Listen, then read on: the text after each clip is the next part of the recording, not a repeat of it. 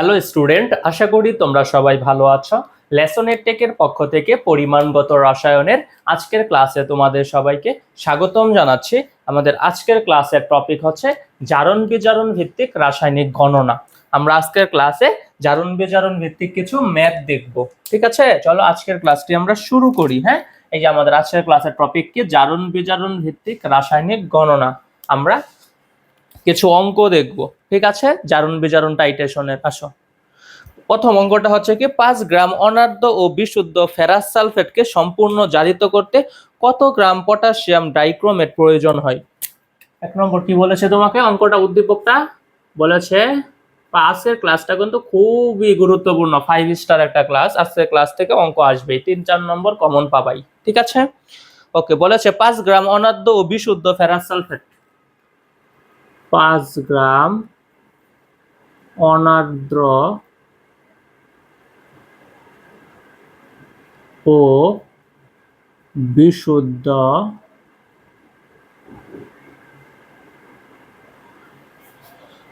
Ferrous সালফেটকে সম্পূর্ণ জারিত করতে, ফেরাস সালফেটকে সম্পূর্ণ জারিত করতে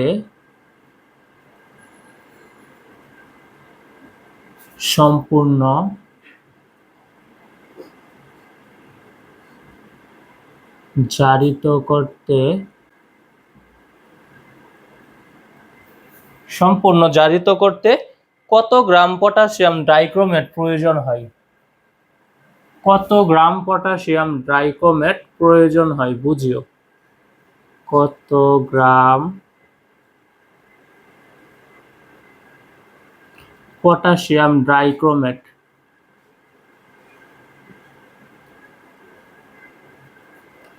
প্রয়োজন হয়।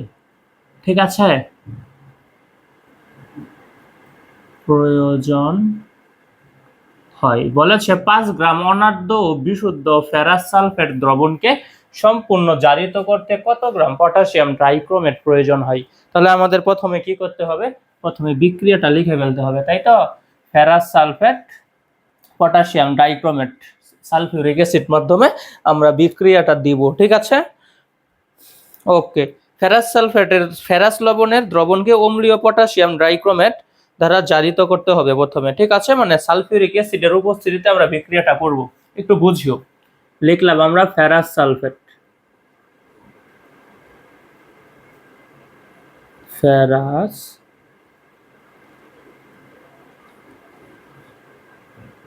ফেরাস সালফেট যোগ পটাশিয়াম ডাইক্রোমেট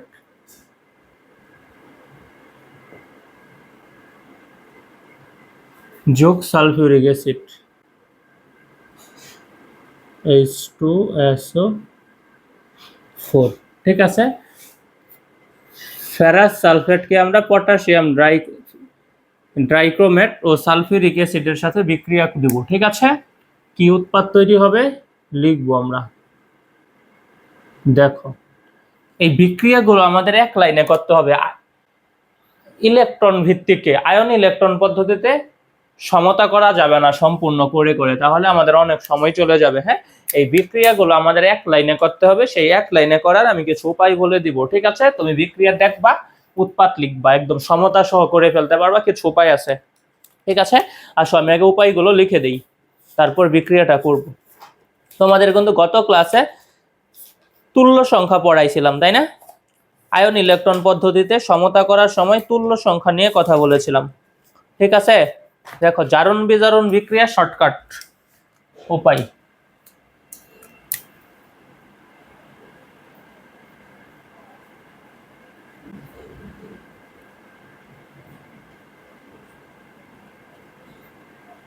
জারণ বিজারণ বিক্রিয়া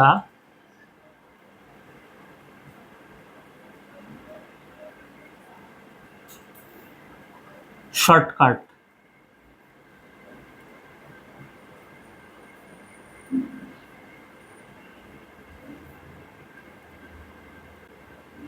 বুঝিও, জারণ বিজারণ বিক্রিয়া আমরা শর্টকাটে করব। ঠিক আছে, প্রথম কাজটা কি, জারকের তুল্য সংখ্যা বিজারকের মূল সংখ্যা এক নম্বরে আমরা কি করব, জারকের তুল্য সংখ্যা বিজারকের মূল সংখ্যা।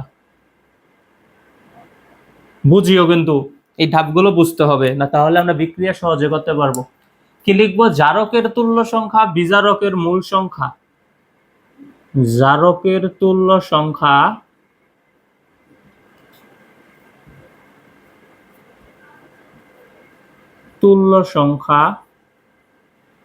জারকের তুল্য সংখ্যাকে আমরা কোথায় লিখবো, বিজারকের মূল সংখ্যা বানাবো।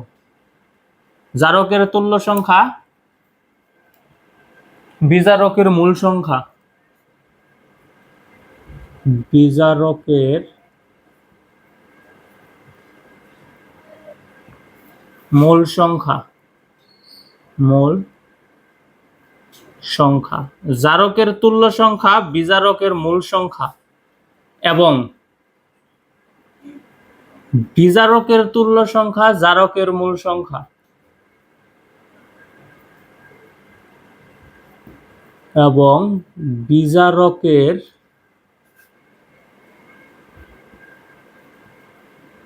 তুল্য সংখ্যা জারকের মূল সংখ্যা, জারকের মূল সংখ্যা। ভাই বুঝিও, হ্যাঁ কি বলেছে তোমাকে, এক নম্বরে বলেছে কি জারকের তুল্য সংখ্যা বিজারকের মূল সংখ্যা। এখানে কিন্তু জারক কোনটা, পটাশিয়াম ট্রাইক্রোমেট। তো জারকের তুল্য সংখ্যাকে আমরা বিজারকের মূল সংখ্যায় লিখবো, বিজারকের তুল্য সংখ্যাকে জারকের মূল সংখ্যায় লিখবো। ঠিক আছে, আমি আরো কিছু নিয়ম আছে লিখে দেব।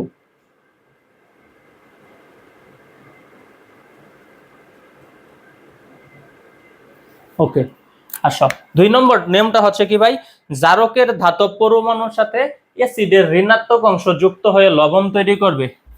জারকের ধাতব পরমাণু, জারকের ধাতব পরমাণু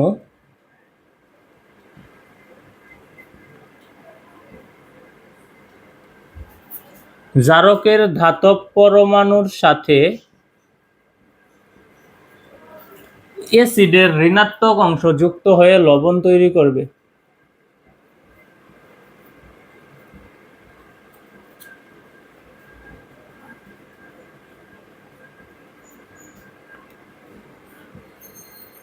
অংশ যুক্ত হয়ে জারকের ধাতব পরমাণুর সাথে অ্যাসিডের ঋণাত্মক অংশ যুক্ত হয়ে লবণ তৈরি করবে, লবণ তৈরি করবে। ঠিক আছে, 2 নম্বর নিয়ম কি ভাই, 2 নম্বরে আমরা কি করব, জারকের ধাতব পরমাণুগুলোর সাথে অ্যাসিডের ঋণাত্মক অংশ যুক্ত করে লবণ তৈরি করব। আমি বিক্রিয়াটা যখন লিখবো তখন ভালোভাবে বুঝবো সমতা করার সময়। 3 নম্বর হচ্ছে জারকে যতগুলো অক্সিজেন থাকবে উৎপাদে তত অণু পানি থাকবে। জারকে যতগুলো অক্সিজেন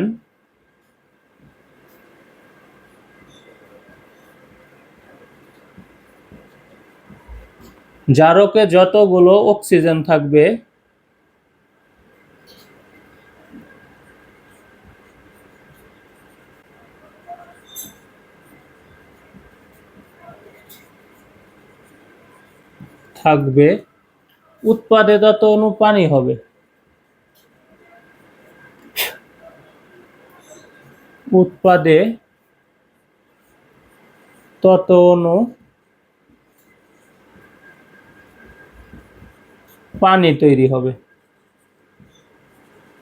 ঠিক আছে, 3 নম্বরে কি বলছে, জারকে যতগুলো অক্সিজেন থাকবে উৎপাদে তত অণু পানি থাকবে, পানি থাকবে।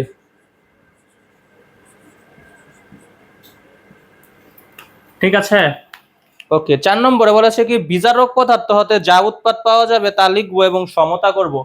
বিজারক হতে যা পাবো, বিজারক হতে যা পাবো, যা উৎপাদ পাবো তা লিখবো।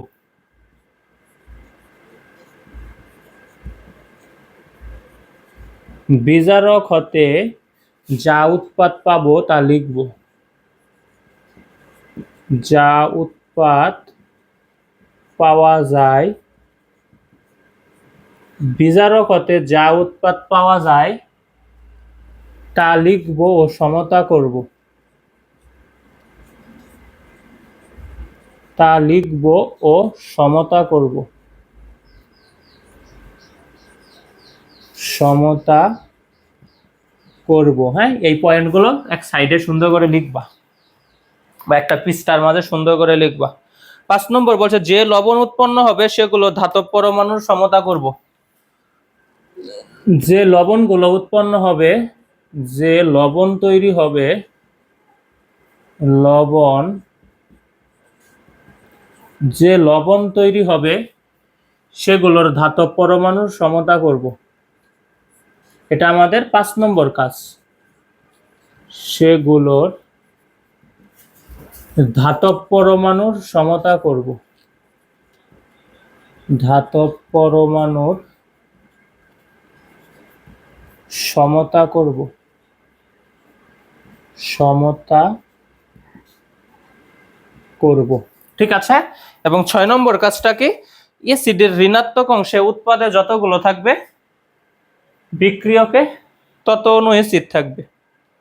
অ্যাসিডের ঋণাত্মক অংশ উৎপাদে যতগুলো থাকবে, অ্যাসিডের ঋণাত্মক অংশ উৎপাদে যতগুলো থাকবে,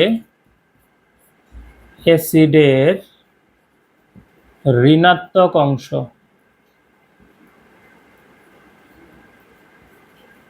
অ্যাসিডের ঋণাত্মক অংশ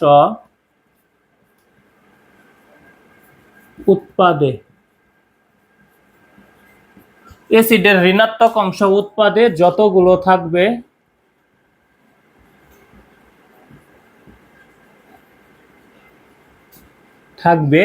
বিক্রিয়কে তত অণু অ্যাসিড থাকবে।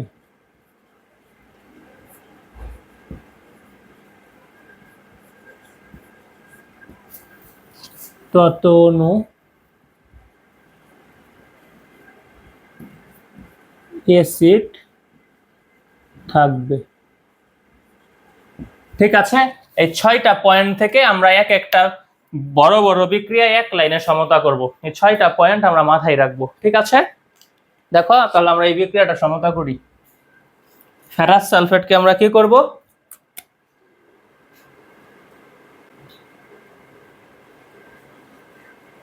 ফেরাস সালফেটকে পটাশিয়াম ডাইক্রোমেটের উপস্থিতিতে বিক্রিয়া দেব, সালফিউরিক অ্যাসিড। বুঝিও আমাদের প্রথম কাজ কি ভাই, জারকের তুল্য সংখ্যা বিজারকের মূল সংখ্যা। এবার বলো এখানে জারক কোনটা আর বিজারক কোনটা, না পারলে মাই দেব। পটাশিয়াম ডাইক্রোমেট হচ্ছে কি জারক, এগুলো জানি আমরা পূর্বে পড়ে আসছি। ফেরাস সালফেট কি বিজারক। কি বলেছে, জারকের তুল্য সংখ্যা বিজারকের মূল সংখ্যা। জারককে পটাশিয়াম ডাইক্রোমেট, এটার তুল্য সংখ্যা কত, 6, আমরা কিন্তু পড়ে আসছি। তাহলে এই 6 আমরা কোথায় লিখবো, বিজারকের মূল সংখ্যায় লিখবো। এই যে লিখলাম বিজারকের মূল সংখ্যায় 6। ভাই কথাটা বুঝছো, জারকের তুল্য সংখ্যা 6, এটা আমরা কোথায় লিখবো, বিজারকের সামনে। ঠিক আছে। আর বিজারকের তুল্য সংখ্যা, ফেরাস সালফেটের তুল্য সংখ্যা কত ভাই, 1, এটা আমরা কোথায় লিখবো, জারকের মূল সংখ্যায়। বলো এই দুইটা কথা বুঝছো নাকি বুঝো নাই? কি বলছি, জারকের তুল্য সংখ্যা বিজারকের মূল সংখ্যা। পটাশিয়াম ডাইক্রোমেট একটা জারক, এর তুল্য সংখ্যা কত, 6। এই 6 আমরা কোথায় লিখছি, এই যে বিজারকের মূল সংখ্যায়। ফেরাস সালফেট কি একটা বিজারক, এর তুল্য সংখ্যা কত, 1। এই তুল্য সংখ্যা 1 আমরা কোথায় লিখবো, জারকের মূল সংখ্যায়। এই যে লিখছি জারকের মূল সংখ্যায় 1। এই দুইটা কথা বুঝছো? দেখো পরেরটা কি বলেছে তোমাকে, জারকের ধাতব পরমাণুর সাথে অ্যাসিডের ঋণাত্মক অংশ যুক্ত হয়ে লবণ তৈরি করবে। কি বলছে, জারকের ধাতব পরমাণু, জারকের ধাতব পরমাণু কে কে, পটাশিয়াম আর ক্রোমিয়াম, তাই তো। তাহলে অ্যাসিডের ঋণাত্মক অংশকে সালফেট, জারকের ধাতব পরমাণু অ্যাসিডের ঋণাত্মক অংশের সাথে যুক্ত হয়ে লবণ তৈরি করবে। তাহলে পটাশিয়াম আর সালফেট যুক্ত হলে কি হবে, পটাশিয়াম সালফেট লবণ, পটাশিয়াম সালফেট লবণ। বলো তো বুঝছো নাকি বুঝো নাই? কি বলছে, জারকের ধাতব পরমাণুর সাথে অ্যাসিডের ঋণাত্মক অংশ যুক্ত হয়ে লবণ তৈরি করবে। এই যে জারকের ধাতব পরমাণু পটাশিয়াম ক্রোমিয়াম এগুলো ধাতু, এগুলোর সাথে অ্যাসিডের ঋণাত্মক অংশ এই যে সালফেট, অ্যাসিডের ঋণাত্মক অংশটা সালফিউরিক অ্যাসিড, এর ঋণাত্মক অংশ কোনটা সালফেট। ধাতব পরমাণুগুলোর সাথে অ্যাসিডের ঋণাত্মক অংশ যুক্ত হয়ে লবণ তৈরি করবে, ঠিক আছে। তাহলে ক্রোমিয়াম, এই দেখো ক্রোমিয়াম, ক্রোমিয়াম যদি সালফেটের সাথে যুক্ত হয় তাহলে কি হবে, ক্রোমিয়াম সালফেট Cr2SO4 3, ঠিক আছে।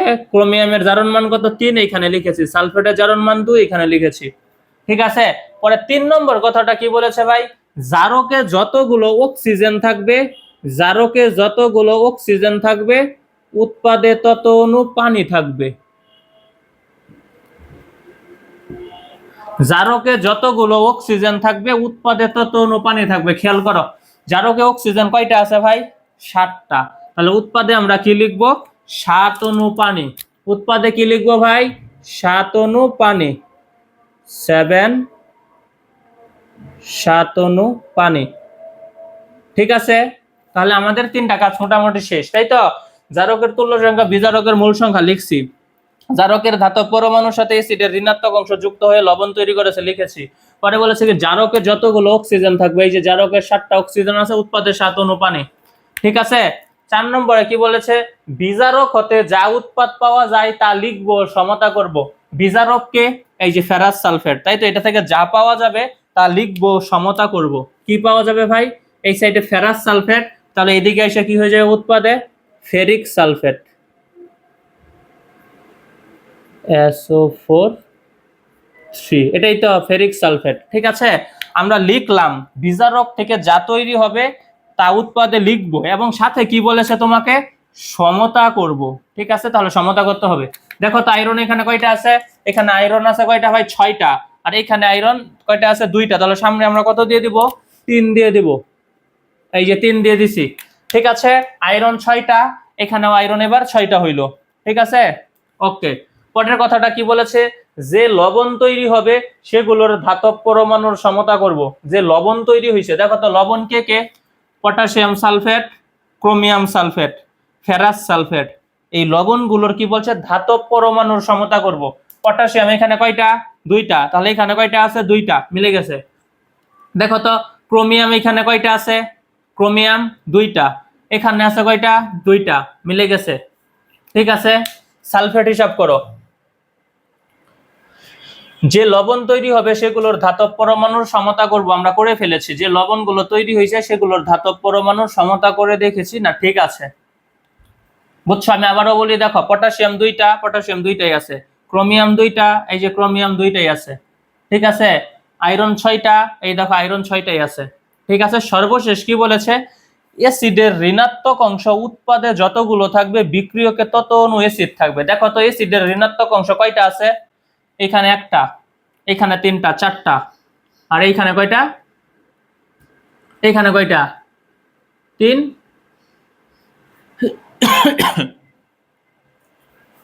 খেয়াল করো তো, 3টা আর 1টা, 4টা, এখানে 3 3 9। অ্যাসিডের ঋণাত্মক অংশ উৎপাদে যতগুলো থাকবে বিক্রিয়কে তত অণু অ্যাসিড থাকবে। আচ্ছা দেখো তো এখানে ও হাইড্রোজেন কয়টা, 7 দুগুণে 14টা, তাই তো। তাহলে আমরা অ্যাসিড কয়টা দিতে পারি, 7টা দিতে পারি,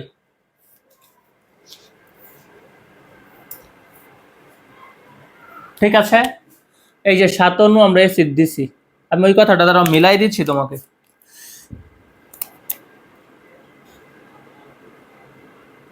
হাইড্রোজেন কয়টা এখানে, 7 দুগুণে 14টা, এই যে এখানেও হাইড্রোজেন 14টা হয়ে গেছে, মিলছে। দেখো কি বলেছিল তোমাকে, অ্যাসিডের ঋণাত্মক অংশ উৎপাদে যতগুলো থাকবে বিক্রিয়কে তত অণু অ্যাসিড থাকবে। অ্যাসিডের ঋণাত্মক অংশ কতগুলো আছে দেখো না, অ্যাসিডের ঋণাত্মক অংশ যতগুলো থাকবে বিক্রিয়কে, অ্যাসিডের ঋণাত্মক অংশ উৎপাদে যতগুলো থাকবে বিক্রিয়কে তত অণু অ্যাসিড থাকবে। দেখো অ্যাসিডের ঋণাত্মক অংশ কয়টা আছে বিক্রিয়কে, 1টা, আর 3টা, 4টা, 4টা, 4টা, আর এইখানে আছে কয়টা, 9টা, 13টা। খেয়াল করছো, এইখানে আছে কয়টা, 1টা সালফেট, এইখানে আছে কয়টা, 1টা, দুইটা, তাই তো? দেখো দুইটা, এইখানে কয়টা আছে? 3 তিরিকে 9, তাহলে 9টা, 9টা আছে, এইদিকে কয়টা হইলো? 7টা, আর 6টা 13টা, এমন হয়ে যাচ্ছে কেন? কি বাত আছে?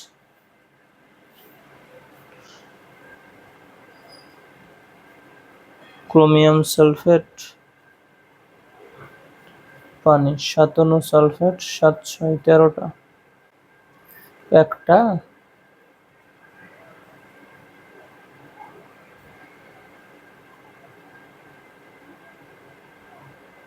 এখানে একটা, আর এইখানে কয়টা? 3টা 4টা।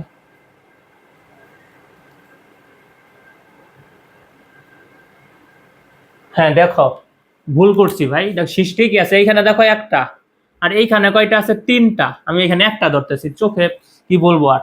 এই দেখো একটা, এখানে সালফেট, এইখানে কয়টা? 3টা 4টা, আর এইখানে আছে কয়টা? এইখানে আছে 9টা, তাহলে হইলো কয়টা? 13টা। এইখানে সালফেট কয়টা দেখো, এইখানে সালফেট আছে 7টা, আর এইখানে আছে কয়টা? 6টা, এই হইছে 13টা। বুঝছো বিক্রিয়াটা? আমি আবারও বলি প্রথম থেকে। প্রথম কাজ কি? জারকের তুল্য সংখ্যা বিজারকের মূল সংখ্যা।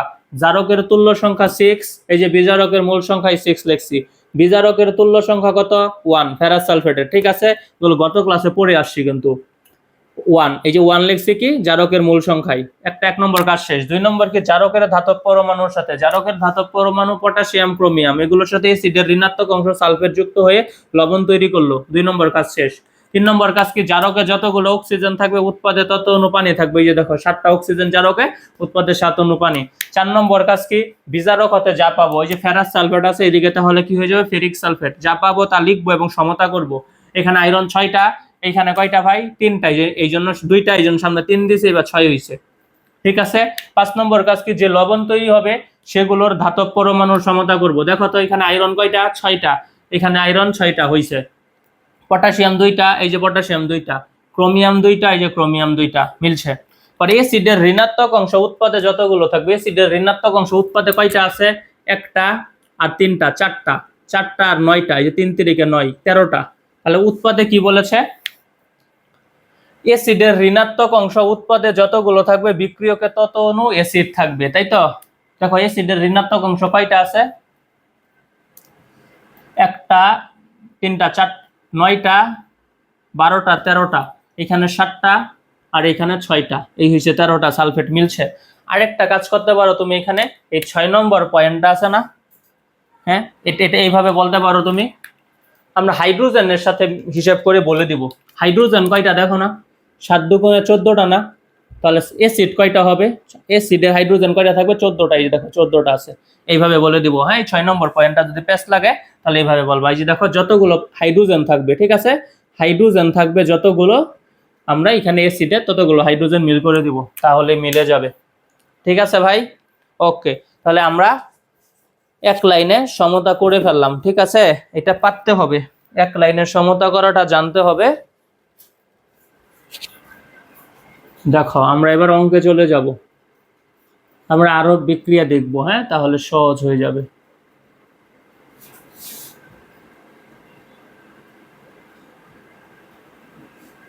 দেখো আমাদের এই সম্পূর্ণ বিক্রিয়াটা আসলে কাজ নেই, আমাদের কাজই হচ্ছে মূলত জারক আর বিজারকের মূল সংখ্যা নিয়ে, ঠিক আছে? তোমাকে কি বলছে? তোমাকে বলছে ভাই উদ্দীপকটা দেখো কি বলছে। বলেছে কি 5 গ্রাম অনার্দ্র বিশুদ্ধ ফেরাস সালফেটকে সম্পূর্ণ জারিত করতে কত গ্রাম পটাশিয়াম ডাইক্রোমেট লাগবে? কত গ্রাম পটাশিয়াম ডাইক্রোমেট লাগবে, তাই তো? পটাশিয়াম ডাইক্রোমেট কি পরিমাণ আছে সেটা আমাদের বের করতে হবে। আমাদের যেটা চাইবে সেটাকে আমরা সবসময় ডান সাইডে লিখব। কি করব কথাটা বলছি, যেটাকে আমাদের বের করতে বলবে সেটা আমরা ডান সাইডে লিখব। তাহলে আসো লিখি। তাহলে আমরা কি বলতে পারি?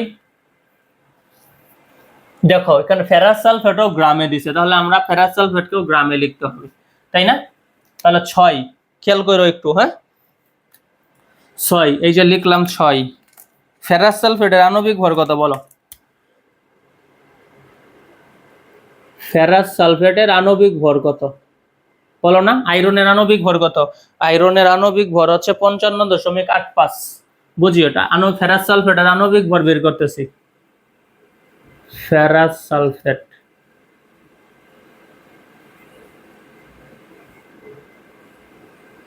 আয়রন কত 55.85, সালফার কত 32, একটা, তাই তো। অক্সিজেন কয়টা? একটার হচ্ছে 16, চারটার কত হবে 64।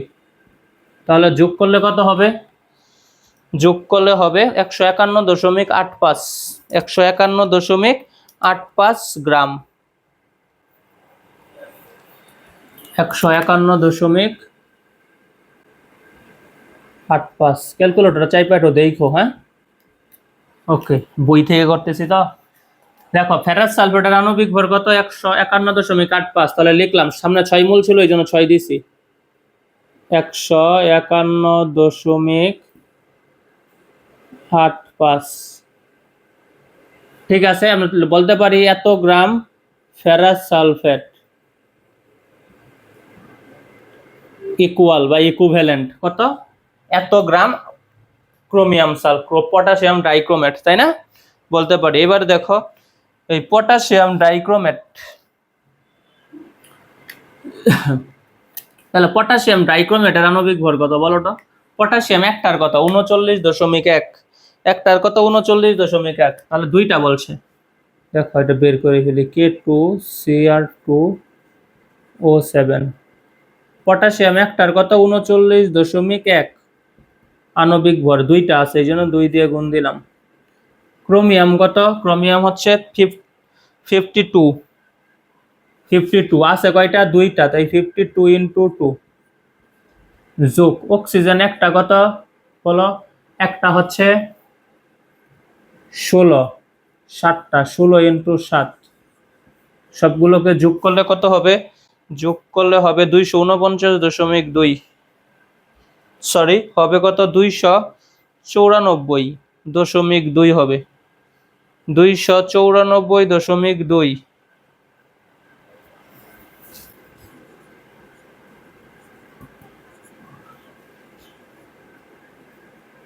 ঠিক আছে, একটু ক্যালকুলেটর গুলো ভালোভাবে দেখো, চাপিও।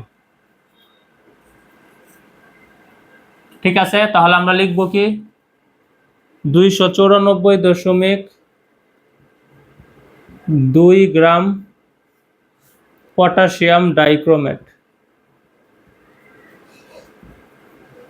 ঠিক আছে, ওকে। পরে কত গ্রাম? 1 গ্রামে বের করব। 1 গ্রাম ফেরাস সালফেট ইকুয়াল 294.2 ভাগ কত 6 × 151.85, এত গ্রাম পটাশিয়াম ডাইক্রোমেট। কত গ্রাম ফেরাস সালফেট দিয়েছিল ভাই? 5 গ্রাম, দেখছ?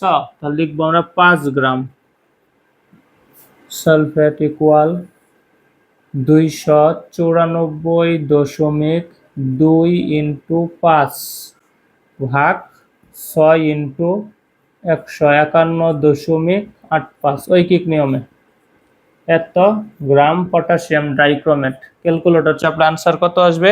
1.645, 1.645,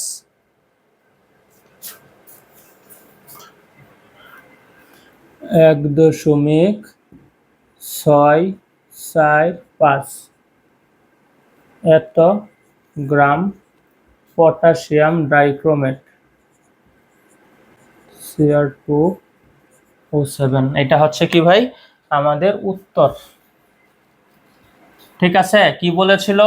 5 গ্রাম, 5 গ্রাম অনাদ্য ও বিশুদ্ধ ফেরাস সালফেটকে সম্পূর্ণ জারিত করতে কত গ্রাম পটাশিয়াম ডাইক্রোমেট প্রয়োজন? কত গ্রাম আমরা পেয়েছি? 1.645 গ্রাম। ঠিক আছে, প্রথমে আমরা বিক্রিয়াটা করেছি, সমতা সহ করতে হবে। হ্যাঁ, দেখছো আমাদের কিন্তু লাগছে জারকের তো বিজারক, জারক আর বিজারকের মূল সংখ্যাটাই লাগছে শুধু, হ্যাঁ, আর এগুলো আসলে প্রয়োজন হয় না। ঠিক আছে, তবু আমাদের বিক্রিয়াটা সমতা করে সম্পূর্ণ লিখতে হবে, নাহলে টিচার নাম্বার কম দিবে কিন্তু, বুঝছো? এক লাইনে আমরা সমতা করবো, এই যে নিয়ম লিখে দিয়েছে এখানে, এই এক লাইনে আমাদের সমতা করতে হবে। ঠিক আছে, এই নিয়মগুলো মনে রাখতে হবে, ধাপে ধাপে করবো আমরা, কয়েকটা বারবার চর্চা করলেই হয়ে যাবে। এই প্রত্যেকটা বিক্রিয়া কিন্তু আমরা পূর্বের ক্লাসে এই বিক্রিয়াগুলো কিন্তু আমরা পূর্বের ক্লাসে আয়ন ইলেকট্রন পদ্ধতিতে সমতা করে আসছি।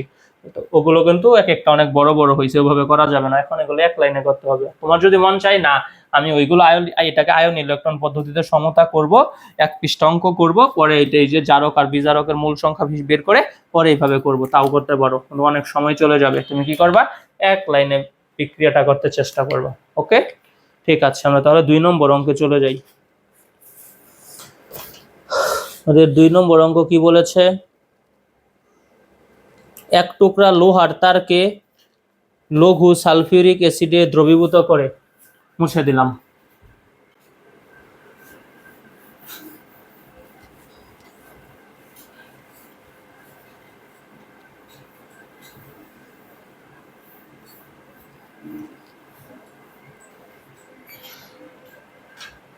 এক টুকরা লোহার তারকে, আমাদের অঙ্ক নম্বর হচ্ছে 2। প্রতিটা অঙ্কই অনেক গুরুত্বপূর্ণ। হ্যাঁ, আমরা কয়টা অঙ্ক দেখবো, 8-10টা। দেখো, এক টুকরা লোহার তারকে, এক টুকরা লোহার তারকে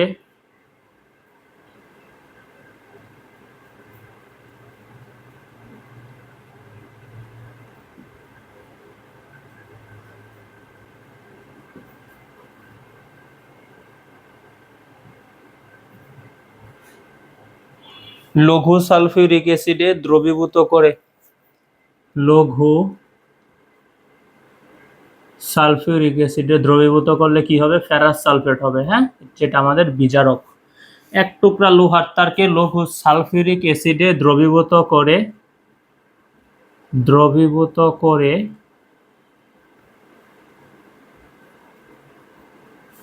লঘু সালফিউরিক অ্যাসিডে দ্রবীভূত করে প্রাপ্ত দ্রবণকে সম্পূর্ণ জারিত করতে, প্রাপ্ত দ্রবণকে সম্পূর্ণ জারিত করতে, প্রাপ্ত দ্রবণকে সম্পূর্ণ জারিত করতে, সম্পূর্ণ জারিত করতে, সম্পূর্ণ জারিত করতে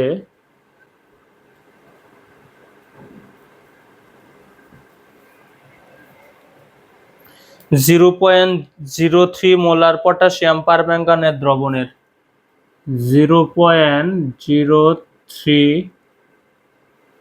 মোলার পটাশিয়াম পারম্যাঙ্গানেট দ্রবণের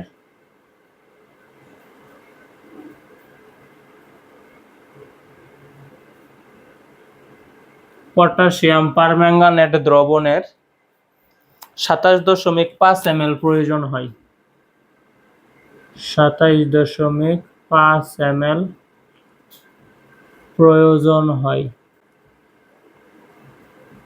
প্রয়োজন হয়। তোমাকে চাইছে কি, লোহার তারটির ভর কত। লোহার তার কিন্তু আয়রনের ভর, ফেরাস সালফেটের ভর কিন্তু চাই নাই, চাইছে লোহার তারটির ভর কত, মানে আয়রনের ভর কত, লোহার তারটির ভর কত। ঠিক আছে, কি বলেছে, এক টুকরা লোহার তারকে লঘু সালফিউরিক অ্যাসিডে দ্রবীভূত করবা। এই এক টুকরা লোহার তারকে যদি আমরা দেখো, এক টুকরা লোহার তারকে লঘু সালফিউরিক অ্যাসিডে যদি দ্রবীভূত করি তাহলে কি তৈরি হবে, ফেরাস সালফেট।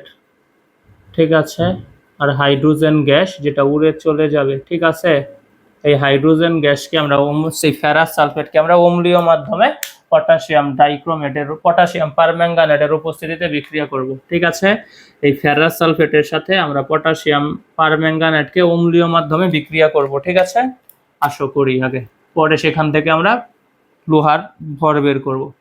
লিখি তাহলে, কি লিখবো, ফেরাস সালফেট। বুঝিও, ফেরাস সালফেট।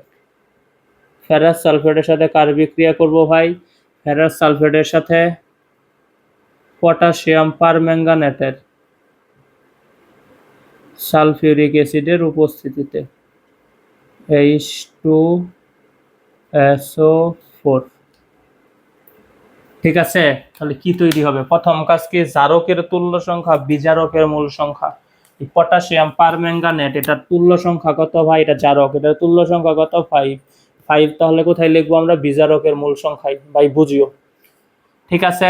আর ফেরাস সালফেট কি? এটা হচ্ছে বিজারক, এটার তুল্য সংখ্যা 1, সেটা কোথায় লিখবো? এইখানে লিখবো। ঠিক আছে, জারকের মূল সংখ্যা। এই দুইটা কাজ আমাদের শেষ। পরে কি বলছে? জারকের ধাতব পরমাণুর সাথে অ্যাসিডের ঋণাত্মক অংশ। জারকের ধাতব পরমাণু পটাশিয়াম ম্যাঙ্গানিজ, অ্যাসিডের ঋণাত্মক অংশ সালফেট, বিক্রিয়া করে কি তৈরি করবে? পটাশিয়াম সালফেট যোগ ম্যাঙ্গানিজ সালফেট। ঠিক আছে, যোগ। 3 নম্বর কাজ কি? জারকে যতগুলো অক্সিজেন থাকবে, জারকে অক্সিজেন কয়টা আছে? 4টা। তাহলে উৎপাদে আমরা কি করব? 4 অণু পানি লিখবো। ভাই একটু বুঝিও। ঠিক আছে। পরে কি বলছে? বিজারক হতে যা উৎপাদে পাবো তা লিখবো, সমতা করো। বিজারক হতে ফেরাস সালফেট থেকে আমরা কি পাবো ভাই? ফেরাস সালফেট থেকে পাবো ফেরিক সালফেট।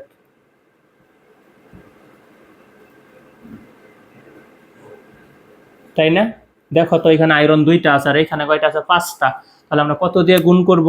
2.5 দিয়ে গুণ করব, তাই না? 5/2 দিয়ে গুণ করব। 5/2, এই যে নিচে 2 চলে আসছে, ভগ্নাংশ চলে আসছে। ঠিক আছে, তখন আমরা কি করব? এই সবগুলোকে 2 দিয়ে গুণ করে দেব। হ্যাঁ, তাহলে কি হয়ে যাবে? নিচের 2 চলে যাবে। আচ্ছা দেখো, আরেকটু কাজ আছে, আমরা করে ফেলি। পরে কি বলছে? যে লবণ তৈরি হবে সেগুলোর ধাতব পরমাণুর সমতা করব। ঠিক আছে, যে লবণ তৈরি হবে সেগুলোর ধাতব পরমাণু। পটাশিয়াম কয়টা?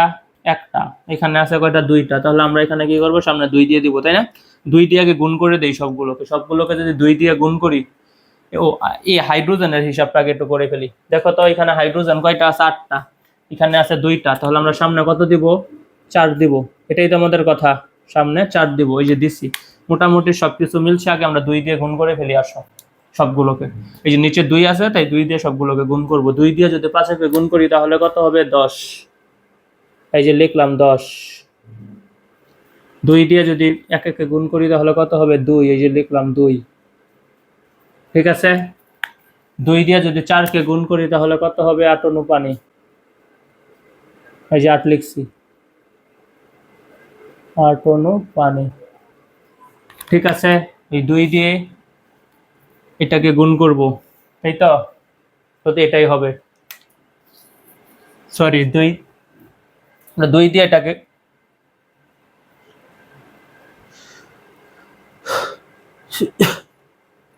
গুণ করছি। দেখো, 2 দিয়ে যদি এখানে গুণ করি,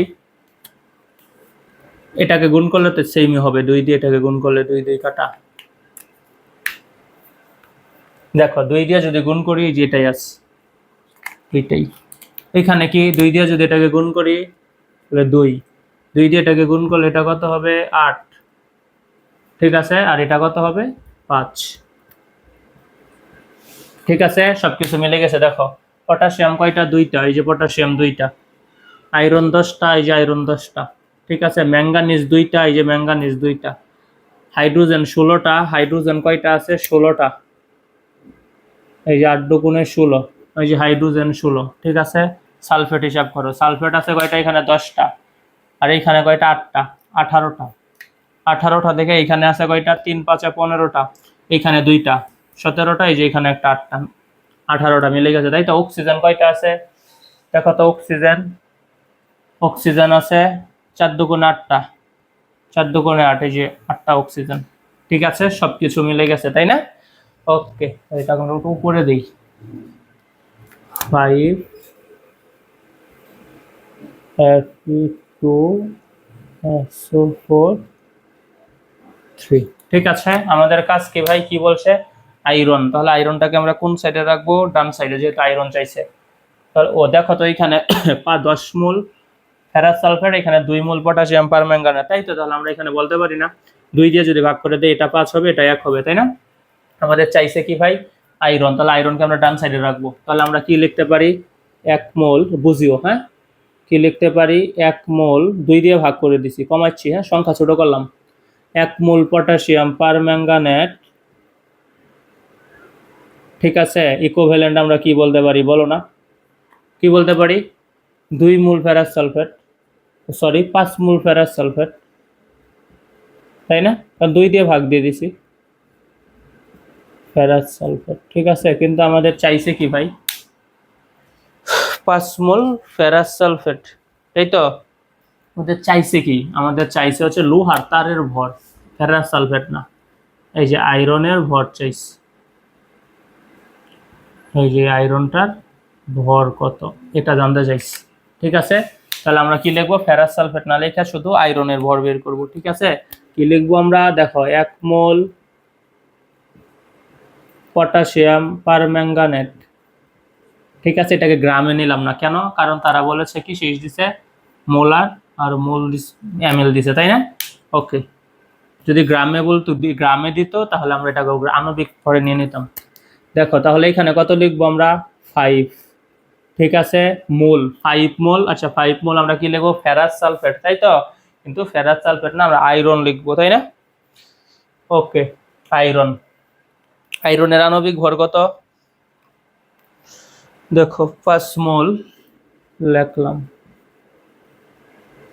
5 মোল আয়রন 2+, আয়রনের আণবিক ভর কত বলো, 55.85, ঠিক আছে। 1 মোল মানে কি ভাই, 1 মোল মানে হচ্ছে 1000 ml 1 মোলার, 1 মোল মানে কি 1000 ml 1 মোলার। তাহলে আমরা লিখি 1000 ml 1 molar potassium permanganate equivalent 5, আয়রনটাকে গ্রামে নিতে বলছে, তাই না। তাহলে লিখবো 5 × 55.85 এত গ্রাম Fe2+, বুঝছো, কারণ আয়রনের ভর চাইছে, যে আমরা আয়রনের ভর লিখছি, হ্যাঁ 5 মোল ছিল, এই যে 5, আয়রনের আণবিক ভর কত 55.85, ঠিক আছে ভাই। ওকে, তাহলে লিখি আমরা 1 ml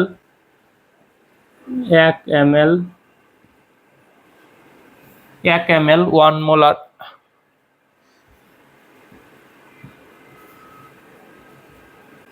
কত লিখবো, এটা লিখবো উপরে, তাই তো। 5 × 55.85, নিচে কত লিখবো, 1000,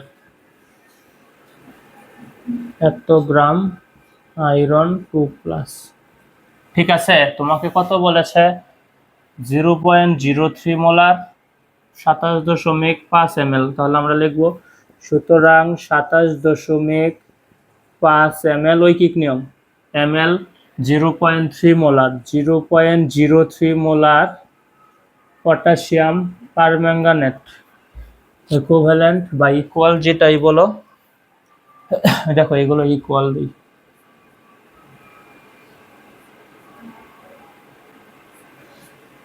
কত লিখবো, গুণ দিয়ে দেবো এটা, তাই তো। 5 × 55.85 ইন্টু 27.5 ইন্টু 0.03 ভাগ কত 1000, ক্যালকুলেটরটা চাপো, চাপলে আনসার কত আসবে, আনসার আসবে 0.2304, 0.2304 এত গ্রাম আয়রন। লোহার তারটির ভর কত ভাই, 0.23,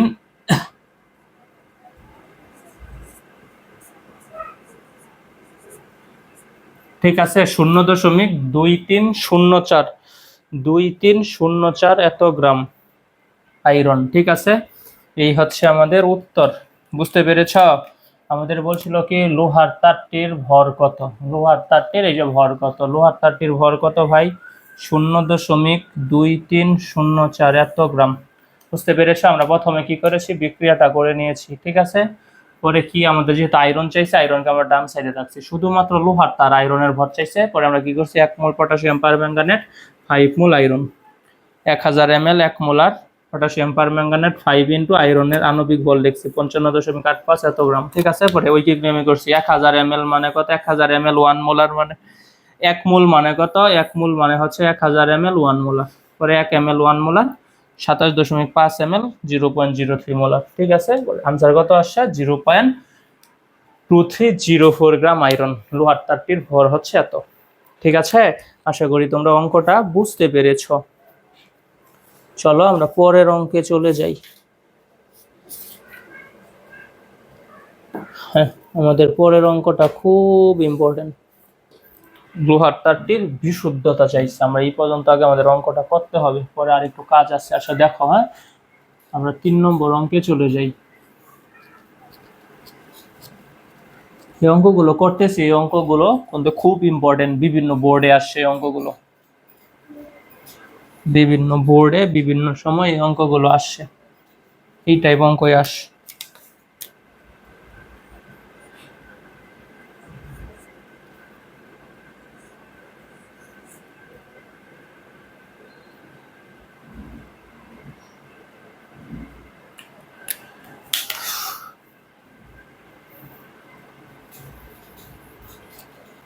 দেখো আমাদের পরের অঙ্কটা কি, পরের অঙ্কটা হচ্ছে একটি নমুনা লোহার 2 গ্রাম পরিমাণের টুকরাকে, একটি নমুনা লোহার 2 গ্রাম পরিমাণ টুকরাকে, একটি নমুনা লোহার 2 গ্রাম পরিমাপের টুকরাকে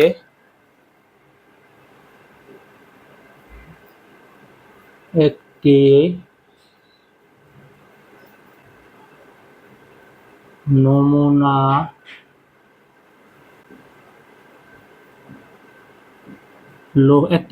লোহার 2 গ্রাম পরিমাপের টুকরাকে, 2 গ্রাম পরিমাপের টুকরাকে, 2 গ্রাম পরিমাপের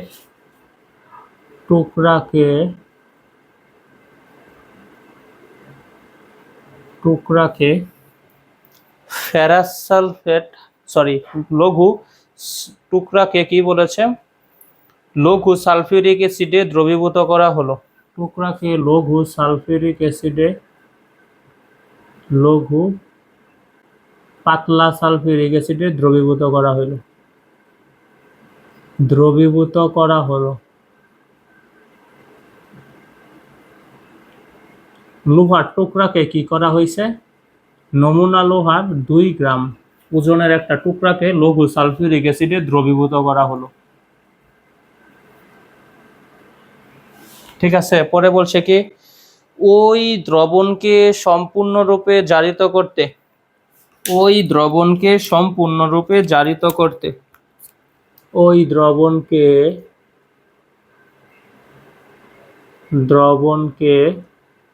সম্পূর্ণরূপে জারিত করতে,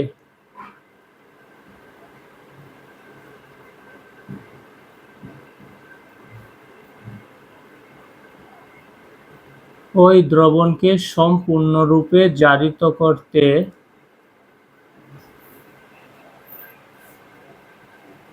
সালফিউরিক অ্যাসিড মিশ্রিত, সালফিউরিক অ্যাসিড মিশ্রিত,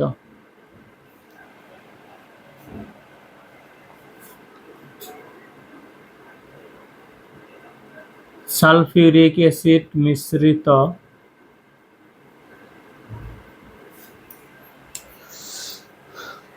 50 ml 0.1 molar potassium dichromate, 50 ml 0.1 molar potassium dichromate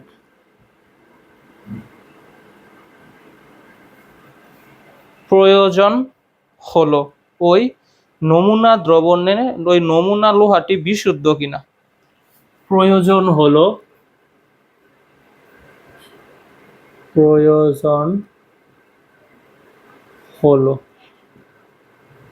ওই নমুনা লোহাটি বিশুদ্ধ কিনা, এই যে নমুনা লোহাটা বিশুদ্ধ কিনা, লোহাটি বিশুদ্ধ কিনা।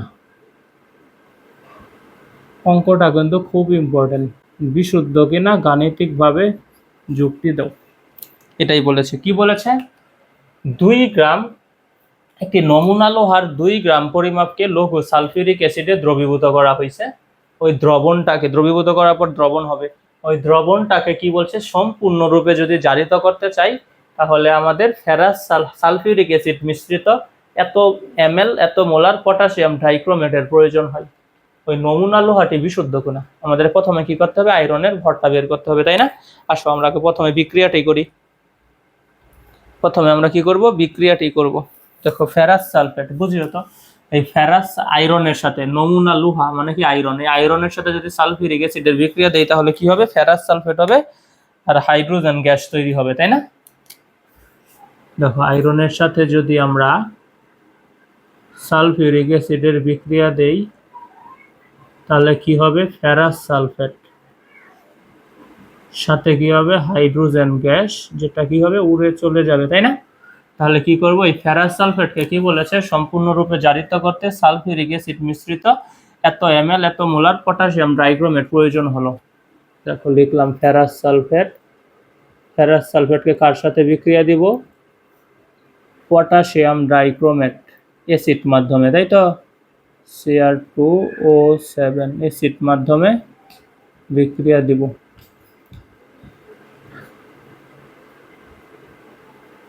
SO4, ঠিক আছে। তাহলে উৎপাদগুলো কি হবে আমরা লিখব। প্রথম কাজ কি, জারকের তুল্য সংখ্যা বিজারকের মূল সংখ্যা, জারককে পটাশিয়াম ডাইক্রোমেট এর তুল্য সংখ্যা কত বলো, 6। এই 6 আমরা কোথায় লিখব, সরি এটা কি করলাম, হ্যাঁ ঠিকই আছে,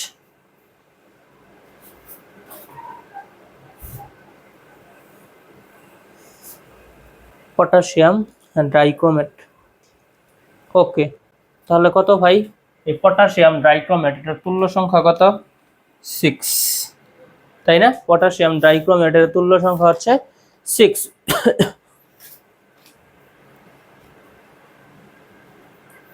6 কোথায় লিখবো আমরা, এটার তুল্য সংখ্যা হচ্ছে ভাই 6। আর ফেরাস সালফেটের তুল্য সংখ্যা 1। এই জারকের তুল্য সংখ্যা লিখবো বিজারকের কাছ সামনে, মূল সংখ্যা এই যে 6 লিখে ফেলছি, ঠিক আছে। এটা ফেরাস সালফেট বিজারক, এটার তুল্য সংখ্যা জারকের মূল সংখ্যা এই যে লিখলাম 1, ঠিক আছে। আমাদের 1 নম্বর কাজটা শেষ। 2 নম্বর কি বলছে, জারকের ধাতব পরমাণু। তাহলে দেখো জারকে কি আছে, পটাশিয়াম আছে, ক্রোমিয়াম আছে, তো লিখবো আমরা। আর অ্যাসিডের ঋণাত্মক অংশ সালফেট, এই যে লিখলাম পটাশিয়াম সালফেট যোগ ক্রোমিয়াম সালফেট, এই যে লিখে ফেলছি। পরের কাজ কি, জারকে যতগুলো অক্সিজেন থাকবে উৎপাদে তত অণু পানি। জারকে অক্সিজেন আছে 7টা, আর উৎপাদে আমরা কি করব, 7 অণু পানি লিখবো। পরে কি বলছে, বিজারক হতে যা পাবো তা লিখবো, সমতা করব। বিজারক হতে ফেরাস সালফেট আছে এদিকে, তাহলে কি হয়ে যাবে, ফেরিক সালফেট Fe2SO4, তা লিখবো, সমতা করব। বুঝিয়ে তো আয়রন এখানে 2টা আর এখানে আছে 6টা, তাহলে আমরা সামনে এখানে কত দেব, 3 দিব। এই যে 6টা হয়ে গেছে, তাই না? সমতাটাও হয়েছে আমাদের। পরে কি, যে লবণ তৈরি হবে সেগুলো, ঠিক আছে, আমরা অ্যাসিডে চলে যাই তাহলে আরো সহজ হয়ে যাবে। দেখো হাইড্রোজেনে চলে যাব পরে, হ্যাঁ 7 দুগুণে 14টা হাইড্রোজেন আছে, তাই না?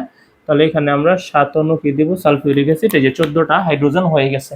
সবকিছু আমাদের মিলে গেছে, হ্যাঁ।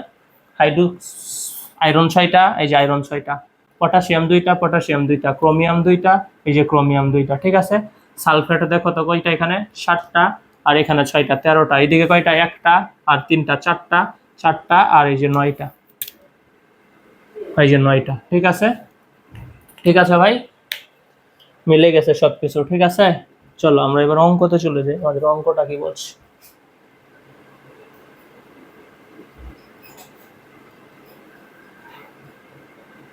অঙ্কটা কি বলেছে, আয়রন, আয়রনটা বিশুদ্ধ কিনা। তাহলে আয়রনের আমরা ভর বের করব, তাই না? এটাকে আমরা ডান সাইডে লিখবো। তাহলে এটা কি কিসে দেয়া আছে দেখো তো, এটা এই যে মোল ml আর 0.1 মোলার, তাই তো। আচ্ছা দেখো আগে আমরা লিখি, কি লিখতে পারি, 1 মোল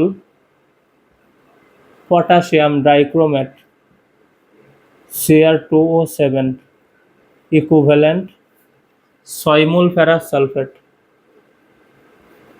6 মোল ফেরাস সালফেট, ফেরাস সালফেট, তাই তো, দেখছি না।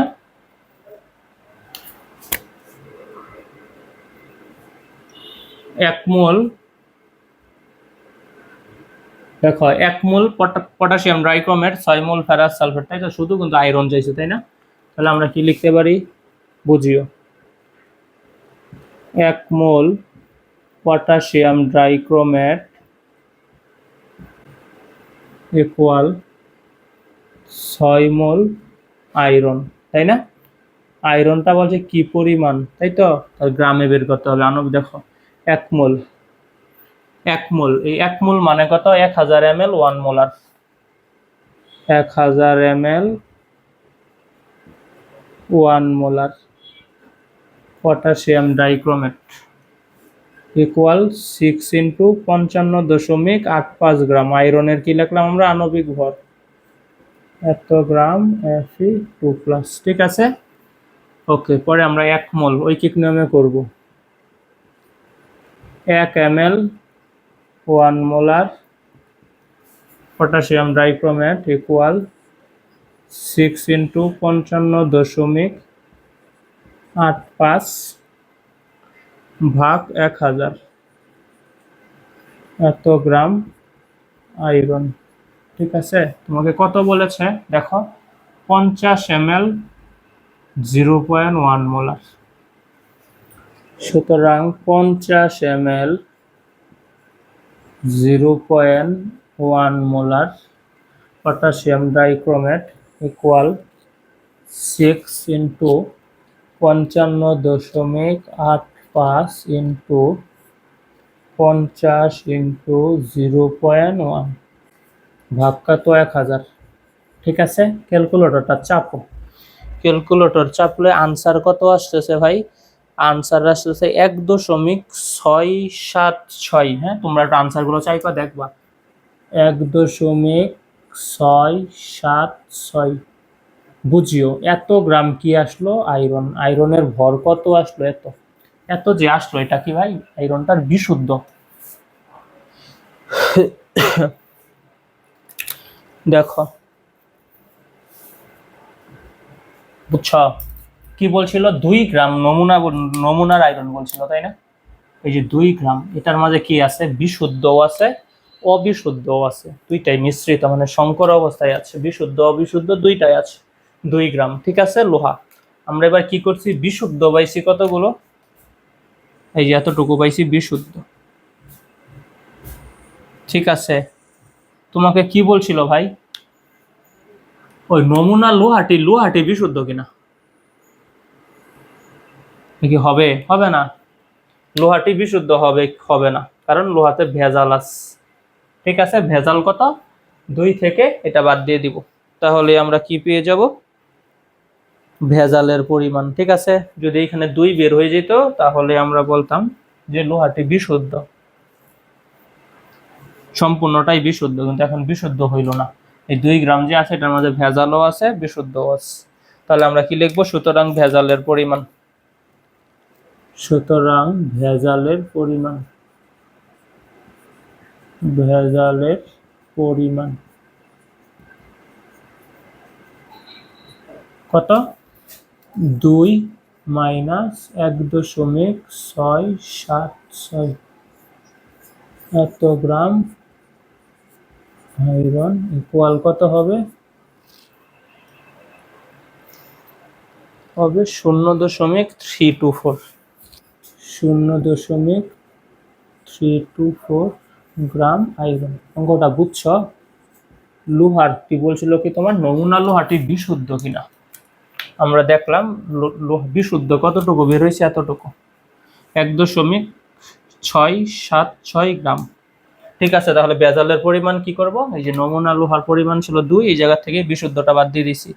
1.2 মাইনাস 1.766 ইকুয়াল কত? 0.324। ঠিক আছে, এত গ্রাম আয়রন। ঠিক আছে ভাই, এটা হচ্ছে কি ভাই? এতটুকু ভেজাল আছে। এই নমুনা লোহা যে 2 গ্রাম নিয়েছিলাম, এখানে শুদ্ধ আছে কতটুকু? এতটুকু, আর ভেজাল আছে এতটুকু। ঠিক আছে, এই ছিল আমাদের অঙ্কটা। অতএব কি নমুনা লোহাটি বিশুদ্ধ নয়।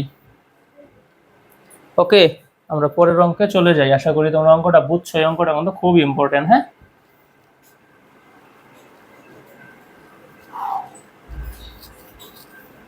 সহজ কিন্তু অঙ্কগুলো একদম সহজ। এই অঙ্কগুলো তোমরা 3 নম্বর বা 4 নম্বর আসবে, কমন পাবা। এটা কিন্তু ভালো করে পড়বা। হ্যাঁ, 1 লাইনে সমাধান করতে হবে। সময় বাঁচাইতে হবে। দেখো আমরা পরের অঙ্কে চলে যাই।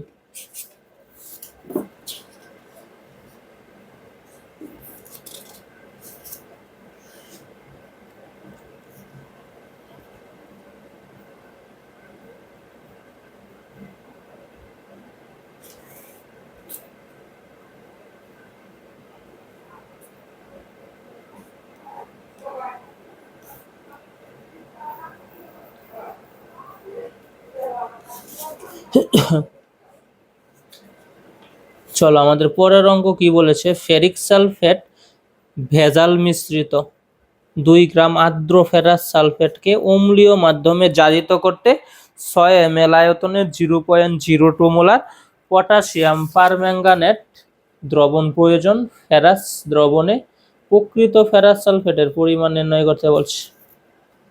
ওই ফেরাস সালফেটে প্রকৃত ফেরাস এর পরিমাণ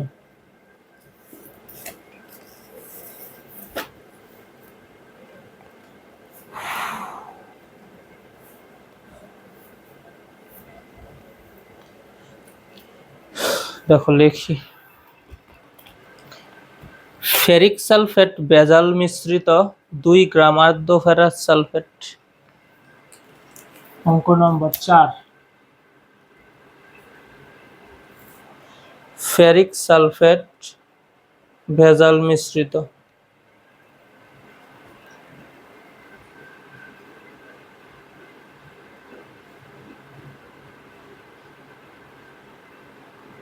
ফেরিক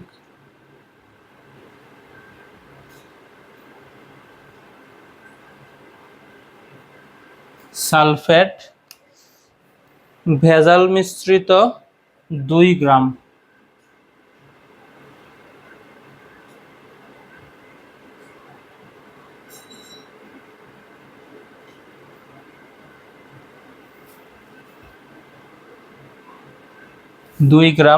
আর্দ্র ফেরাস সালফেট।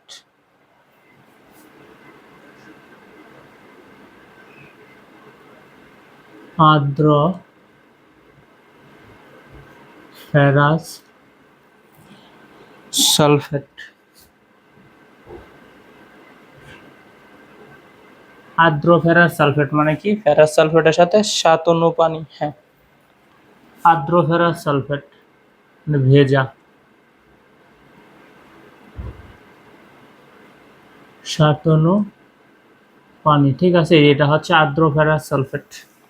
তোমাকে বলেছে আর্দ্র ফেরাস সালফেটকে অম্লীয় মাধ্যমে জারিত করতে। ফেরাস সালফেটকে অম্লীয় মাধ্যমে জারিত করতে।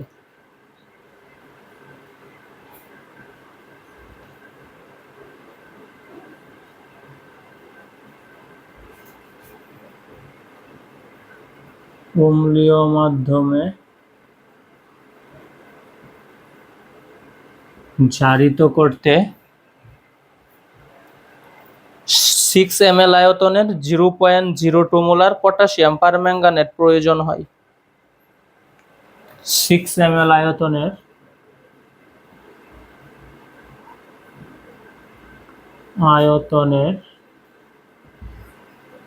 0.02 মোলার পটাশিয়াম পারম্যাঙ্গানেট দ্রবণের প্রয়োজন হয়। প্রকৃত ফেরাস লবণে, প্রদত্ত ফেরাস লবণে প্রকৃত ফেরাস সালফেটের পরিমাণ নির্ণয় করো। আচ্ছা, এত প্রয়োজন হয়।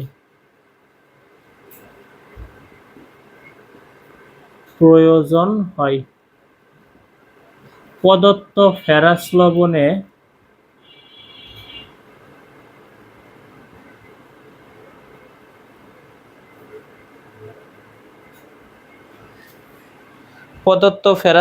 কি প্রকৃত ফেরাস সালফেটের পরিমাণ নির্ণয় করো। প্রকৃত ফেরাস সালফেটের পরিমাণ নির্ণয় করো।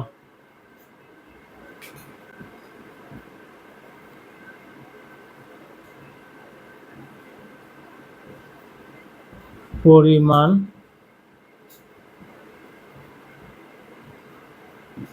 নির্ণয় করো। ঠিক আছে, কি বলছে ভাই তোমাকে? ফেরিক সালফেট ভেজাল মিশ্রিত 2 গ্রাম আর্দ্র ফেরাস সালফেটকে অম্লীয় মাধ্যমে জারিত করতে এত আয়তনের এত মোলার পটাশিয়াম পারম্যাঙ্গানেট প্রয়োজন হয় প্রদত্ত ফেরাস লবণে প্রকৃত ফেরাস সালফেটের পরিমাণ। তাহলে আয়রনটাকে আমরা ডান সাইডে রাখবো। ঠিক আছে, যেহেতু ফেরাস সালফেট চাইছে আমরা বিক্রিয়াটা করে ফেলি। কি বলবো? ফেরাস সালফেটকে বিক্রিয়া করব, তাই না? আসো আমরা বিক্রিয়া করি।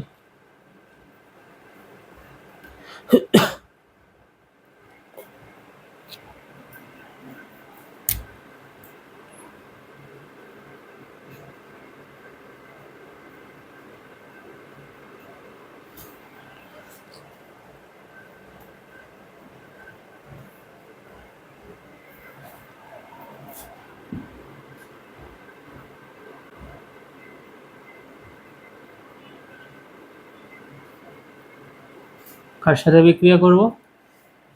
পটাশিয়াম পারম্যাঙ্গানেট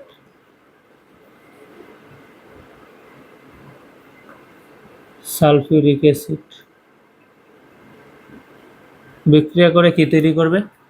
দেখো, পটাশিয়াম পারম্যাঙ্গানেট জারক, এটার তুল্য সংখ্যা কত? 5। এই তুল্য সংখ্যা 5। 5 আমরা কোথায় লিখব? এই যে এখানে লিখব, এই যে 5। এটার তুল্য সংখ্যা কত? 1, সেটা আমরা এখানে লিখব। ঠিক আছে, পরে কি লিখব? এগুলো লবণ লিখব অ্যাসিডের ঋণাত্মক অংশের সাথে যুক্ত হয়ে, তাই না? K2SO4 যোগ MnSO4। ঠিক আছে, যোগ পরে কি? পানি, তাই না? যতগুলো অক্সিজেন থাকবে 4টা রাইছে আর অন্য পানি। পরে কি এটা থেকে কি হবে? ফেরাস সালফেট থেকে হবে ফেরিক সালফেট। ঠিক আছে ভাই,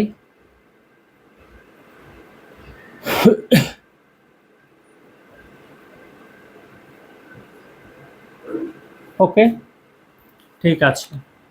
সমতা চাইলে করতে পারো, না চাইলে সমস্যা নেই। দেখো এখানে আয়রন কয়টা আছে? 5টা। তুমি এখানে 5/2 দিতে পারো। হ্যাঁ, পরে কি এইগুলোকে সবগুলোকে 2 দিয়ে গুণ করে দিতে পারো। দেও তাহলে।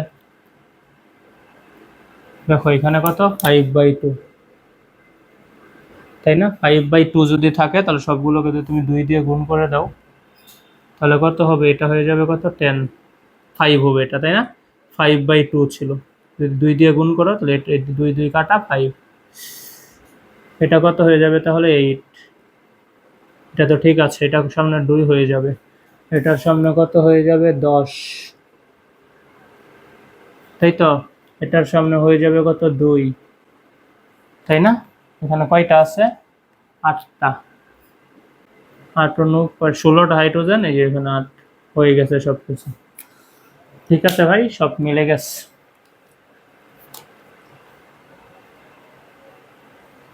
ওকে, খেয়াল করো বিক্রিয়াটা এমনই। দেখো এটাকে করতে হবে না, হিসাব করতে হবে না। এটা আর্দ্র ফেরাস সালফেট। হ্যাঁ, দেখো তাহলে এখানে 10 আর এখানে 2, তাই তো? তাহলে আমরা 5 আর 1 লিখতে পারি না? লিখি। আমরা কি চাইছি তোমাকে? ফেরাস সালফেট এটাকে চাইছে, তাহলে এটাকে আমরা ডান সাইডে রাখবো, তাই তো?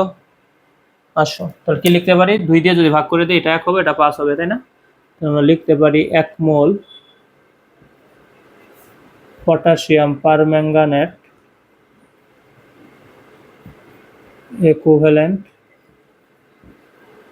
2 মোল আর্দ্র ফেরাস সালফেট। এই যে লিখলাম আর্দ্র ফেরাস সালফেট, তাই তো? আগে কি চাইছে? পরিমাণ চাইছে, তাহলে এটাকে আমরা গ্রামে নিতে হবে, তাই না? আগে লিখি, দেখো 1 মোল পটাশিয়াম পারম্যাঙ্গানেট ইকুয়াল কত লিখবো? এটাকে যদি আমরা সামনে দিব কত? 2। ওই ফেরাস সালফেটের আণবিক ভর কত? সরি, এখানে 2 কেন? এখানে দেবো 5, কারণ 2 দিয়ে ভাগ করছিলাম, তাহলে এটা 5 হবে। ফেরাস সালফেটের আণবিক ভর কত? ফেরাস সালফেট দেখো, আয়রন কত? 55.85, যোগ একসাথে লিখে ফেলি। আরে একসাথে দেয় লেখা নাই বই। দেখো তাহলে কি লিখবো, আয়রন লিখলাম, সালফার কত 32, অক্সিজেন কত ভাই একটা 16, চারটা আছে তাহলে 64। ঠিক আছে, আর সাথে কি আছে ভাই, সাথে আছে 7 অণু পানি আছে, পানি একটা কত 18, হ্যাঁ তাই না, এক মোল অক্সিজেন 16, আণবিক ভর হাইড্রোজেন দুইটা আছে 2, তাহলে 18, 7 × 18। ঠিক আছে ভাই, ওকে, যোগ 7 × 18, তাহলে কত আসলো, এগুলোকে ক্যালকুলেশন করলে কত আসবে, আসবে মেবি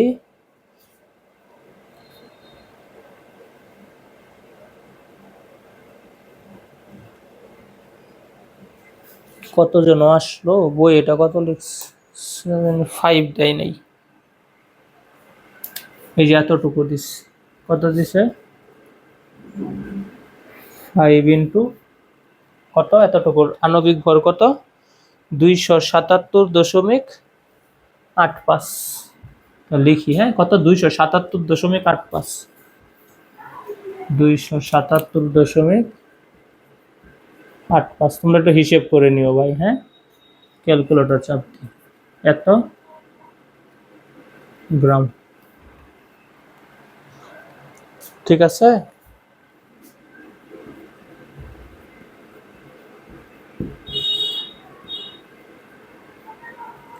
ওকে ভাই, তাহলে এখানে কত লিখবো, 1 ml 1 মোলার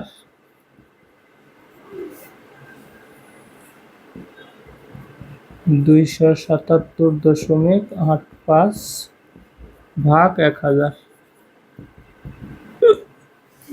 সুতরাং কত ml দিছে 6 ml 0.02 মোলার।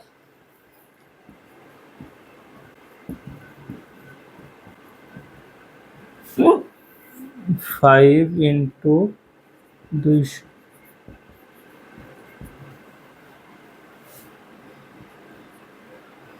6 × 0.02 ভাগ 1000, ভাগ কত 1000,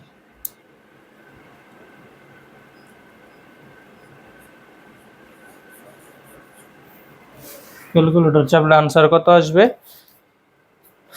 আনসার আসে দিয়ে 0.16671, 0.16671,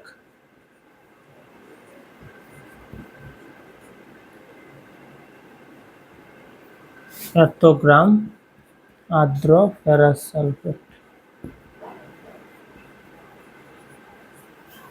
ঠিক আছে ভাই, এই ছিল আমাদের অঙ্কটা, আমরা পরের অঙ্কে চলে যাই।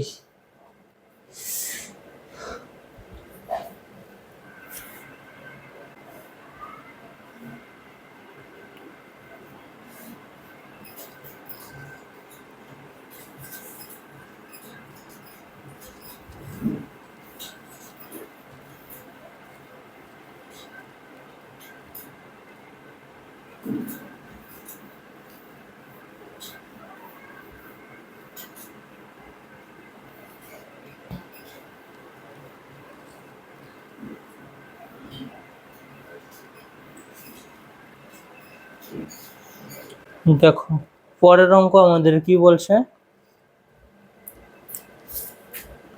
পরের অঙ্কটা খুব বেশি ইম্পর্টেন্ট, বলেছে 1.5 গ্রাম লৌহ আকরিককে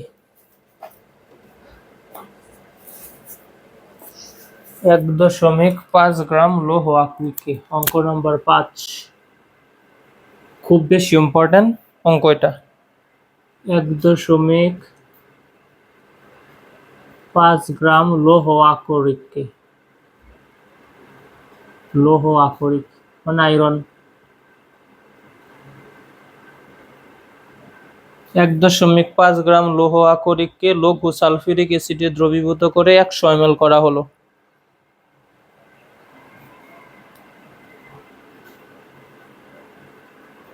লঘু সালফিউরিক অ্যাসিডে দ্রবীভূত করে।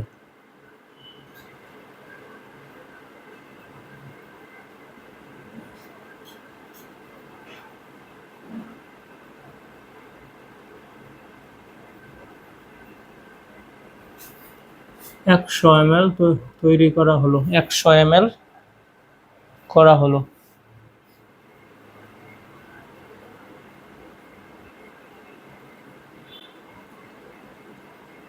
ঠিক আছে, পরে কি বলেছে, বলেছে কি ওই দ্রবণের 25 ml কে টাইট্রেশন করতে। ঠিক আছে, 100 ml এর জায়গায় কত বলছে, ওই দ্রবণের 25 ml কে 25 ml কে টাইট্রেশন করতে।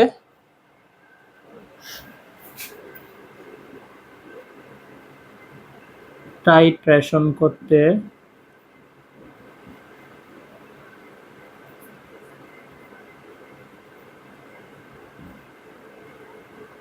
টাইট্রেশন করতে কি ভাই, 0.02 মোলার পটাশিয়াম পারম্যাঙ্গানেট দ্রবণের 22.5 ml প্রয়োজন হয়। 0.02 মোলার পটাশিয়াম পারম্যাঙ্গানেটের 22.5 ml প্রয়োজন হয়।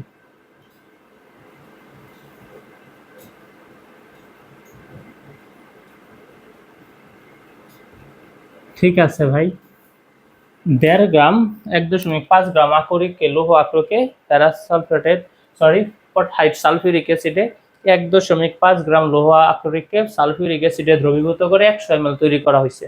ওই দ্রবণের 25 ml কে যদি টাইট্রেশন করি তখন আমাদের কি 0.02 মোলার পটাশিয়াম পারম্যাঙ্গানেটের 22.5 ml প্রয়োজন হয়। ঠিক আছে, তাহলে এখান থেকে যতটুকু বের করব সেটাই তো 25 ml এর জন্য, তাই না? বলছে কি এতটুকুকে টাইট্রেশন করতে এত প্রয়োজন হয়, এতটুকুকে টাইট্রেশন করতে এতটুকুর প্রয়োজন হয়। ঠিক আছে, এতটুকুর যেই পরিমাণ আমরা বের করব মূলত সেটাই হচ্ছে 25 ml এর জন্য। ওকে, দেখো পরে কি বলেছে, ওই আকরিকে আয়রন 2+ আয়নের পরিমাণ কত?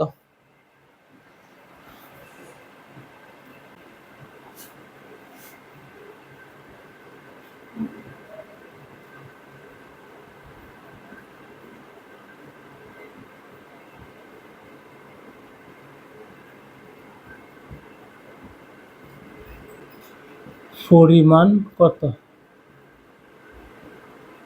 অঙ্কটা আগের মতোই, শেষে গিয়ে আরেকটা স্টেপ আর কি বাড়বে।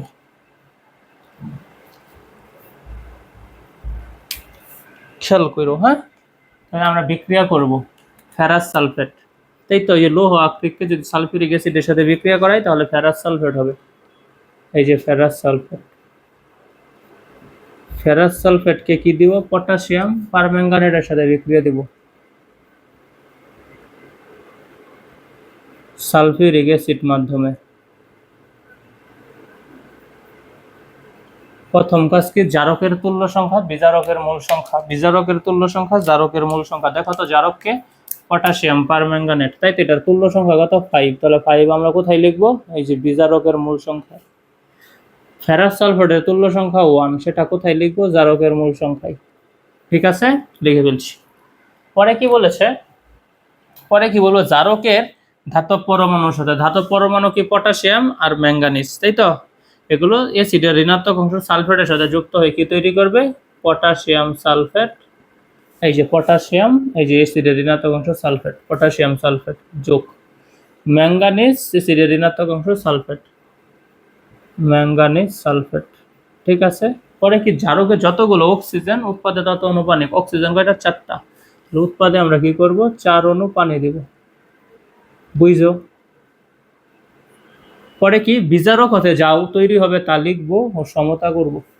ফেরাস সালফেট আছে, এদিকে এসে কি হবে, ফেরিক সালফেট, SO4 সমতা করে। এখানে 5 আছে, 5টার এখানে আছে কত ভাই, 2টা, তাহলে আমরা কত দিয়ে গুণ করবো, 5/2। নিচে কি আছে, ভগ্নাংশ হয়ে গেল, তাই তো, এই 2 দিয়ে যদি আমরা সবগুলোকে এবার গুণ করে দিব, তাই না, সবগুলোকে গুণ করে দিলে নিচের 2 চলে যাবে। দেখো এখানে কয়টা আছে? 4টা, 8টা হাইড্রোজেন আছে, তাই না? তাহলে এখানে আমরা 4টা হাইড্রোজেন দেই, তাহলে 8টা হাইড্রোজেন মিলে গেছে। এবার সবগুলোকে আমরা 2 দিয়ে যদি গুণ করি তাহলে কি হবে? এখানে 10টা ফেরাস সালফেট হবে, তাই না? এই যে 10, 2 দিয়ে গুণ করলে এটা কত হবে? 2, তাই তো? ওকে, 2 দিয়ে গুণ করলে এটা কত হবে? 8, তাই না ভাই? ওকে,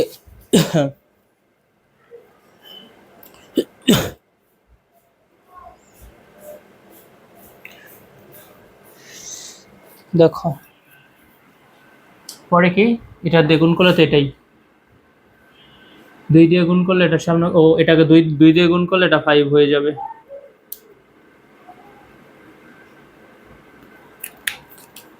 5, এটা 2, এটা কত হয়ে যাবে? 8। আমাদের সমতা শেষ। ঠিক আছে, আমাদের এক লাইনে সমতা আমরা করে ফেললাম। আমাদের কাজ কি? পরের কাজ হচ্ছে কি চাইছে তোমাকে? আয়রনের পরিমাণ। তাহলে আয়রনটাকে আমরা ডান সাইডে রাখবো। কি লিখতে পারি? এখানে 10 mole ferrous sulphate, 2 mole potassium permanganate, তাই না? তাহলে আমরা 2 দিয়ে যদি ভাগ করে দিই এটা 5 হবে, এটা 1 হয়ে যাবে, তাই না? কি লিখতে পারি আমরা? 1 মোল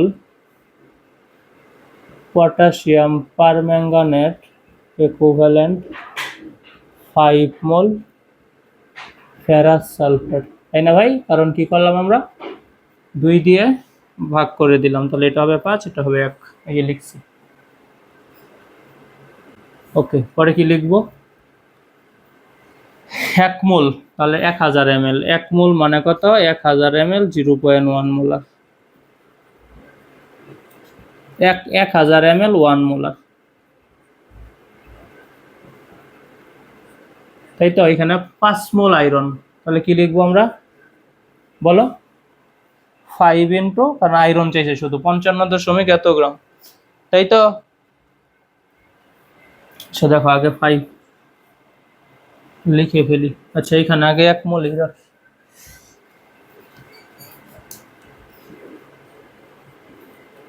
একটা লাইন আর কি বেশি করতেছ।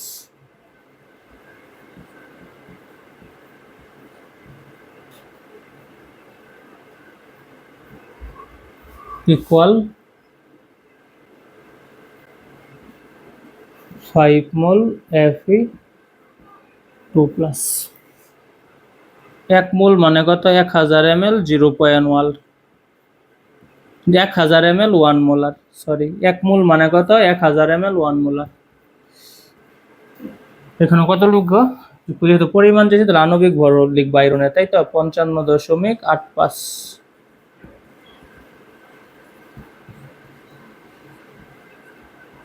ঠিক আছে, সুতরাং 1 ml 1 molar potassium permanganate equal 5 into 55.85 ভাগ 1000, এত গ্রাম আয়রন 2+। ওকে, দেখো তো উদ্দীপকে তাকায় কি বলেছে? 0.02 মোলার 22.5 ml, 22.5 ml 0.02 মোলার। হ্যাঁ, ভুলেও 25 ml লিখো না, হ্যাঁ? কারণ তোমাকে বলেছে কি এটা থেকে যতটুকু বের করবা সেটাই হচ্ছে 25 ml এর জন্য। বলছে 25 ml কে টাইট্রেশন করতে এতটুকুর প্রয়োজন হয়, ঠিক আছে? ওকে, তাহলে আমরা এতটুকুর যে টাইট্রেশন করতেছি কত ml এর জন্য? 25 ml এর জন্য।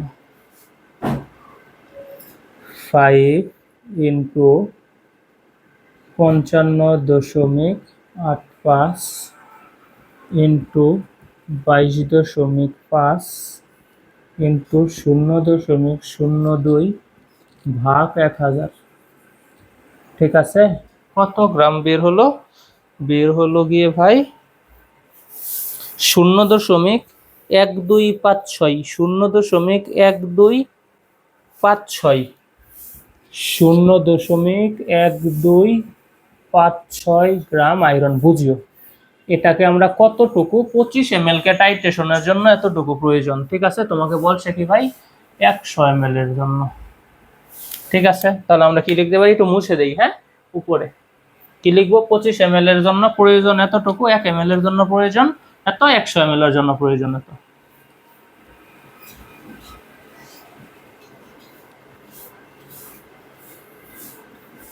কি লিখবো ভাই? 25 ml দ্রবণে আয়রন আছে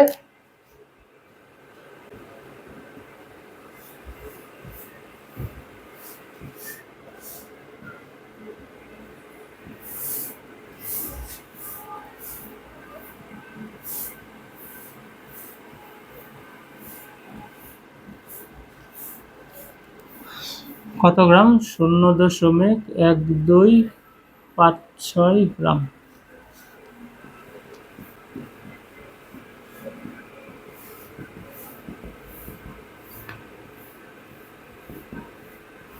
এক দুই পাঁচ ছয় ভাগ 25, সুতরাং 100 ml। 100 ml দ্রবণে, ও দ্রবণে দুইবার লিখে ফেলেছি।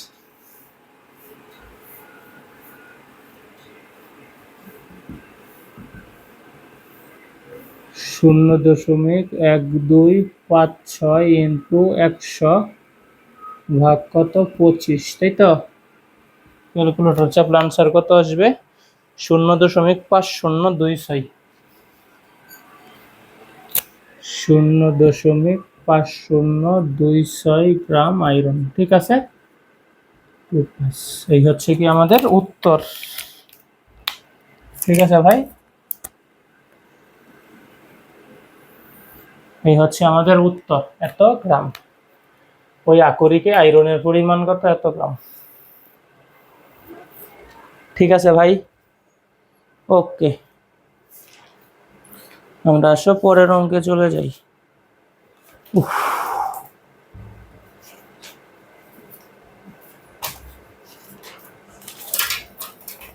পরের অঙ্ক কি বলছে?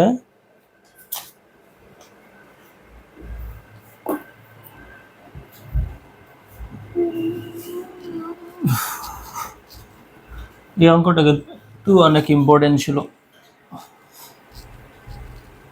পরে ওই যে ভেজালের অঙ্কটা যেটা করে আসলাম ওটা অনেক ইম্পর্টেন্ট, ঠিক আছে। ওই ভেজাল থেকে তোমাকে শতকরা বের করতে বলতে পারে, ঠিক আছে। আর লিখে ফেলবো এক্সট্রা 2 লাইন। 2 গ্রামে ভেজাল আছে এত, 1 গ্রামে 100 গ্রামে, এভাবে করে ফেলবা। দেখো আমরা 6 নম্বর অঙ্কে চলে যাই। 6 নম্বর অঙ্ক কি বলেছে? লঘু, কত বড় উদ্দীপক, লঘু সালফিউরিক অ্যাসিড মিশ্রিত, লঘু সালফিউরিক অ্যাসিড মিশ্রিত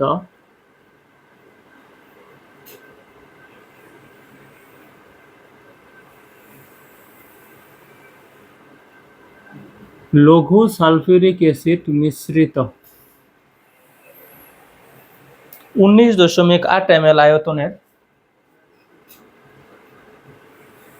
19.8 ml আয়তনের 0.02 molar potassium permanganate, 0.02 molar potassium permanganate, 0.02 molar potassium permanganate দ্রবণ দ্বারা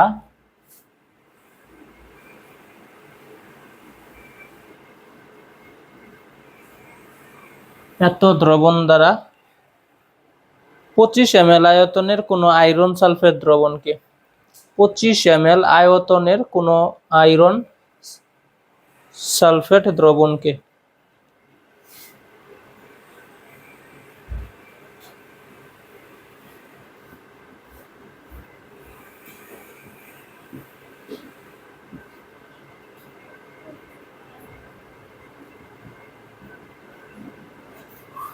আয়রন সালফেট দ্রবণকে, আয়রন 2+,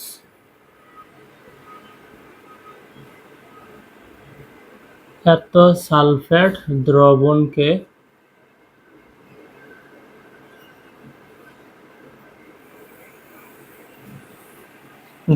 কি করতে বলেছে? পূর্ণভাবে জারিত করা হলো।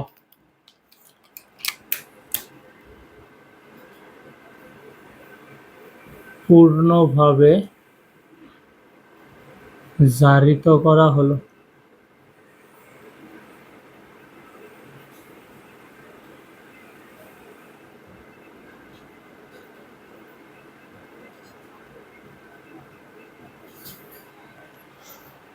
ওই আয়রন সালফেট দ্রবণের ঘনমাত্রা কত?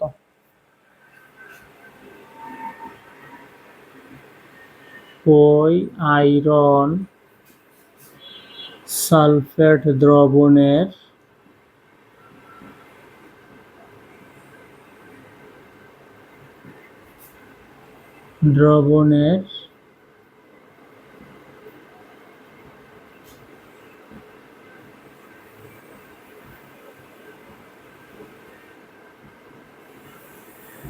ঘনমাত্রা কত? এইটা হয়েছে ভাই আমাদের উদ্দীপকটা। কি বলেছে তোমাকে? লঘু সালফিউরিক অ্যাসিড মিশ্রিত 19.8 ml আয়তনের 0.02 মোলার পটাশিয়াম পারম্যাঙ্গানেট দ্রবণ দ্বারা 25 ml আয়তনের আয়রন 2+ সালফেট দ্রবণকে পূর্ণভাবে জারিত করা হলো। ওই আয়রন সালফেট দ্রবণের ঘনমাত্রা কত? আগে আমাদের কি করতে হবে ভাই? আগে করতে হবে বিক্রিয়াটা। আসো আমরা বিক্রিয়াটা করি। কি লিখবো? ফেরাস সালফেট, বুঝিও, যোগ পটাশিয়াম পারম্যাঙ্গানেট যোগ সালফিউরিক অ্যাসিড।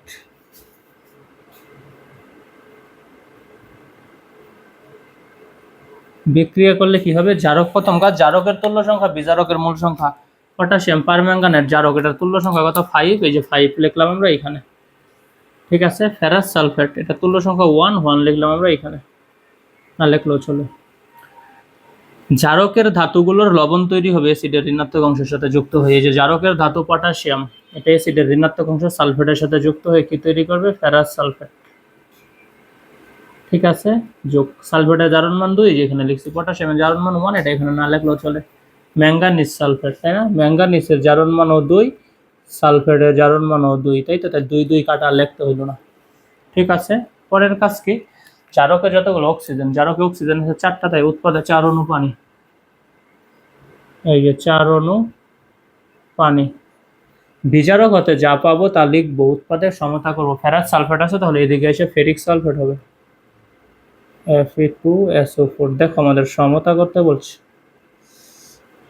আয়রন কয়টা? 2টা। এদিকে আয়রন কয়টা? 5টা।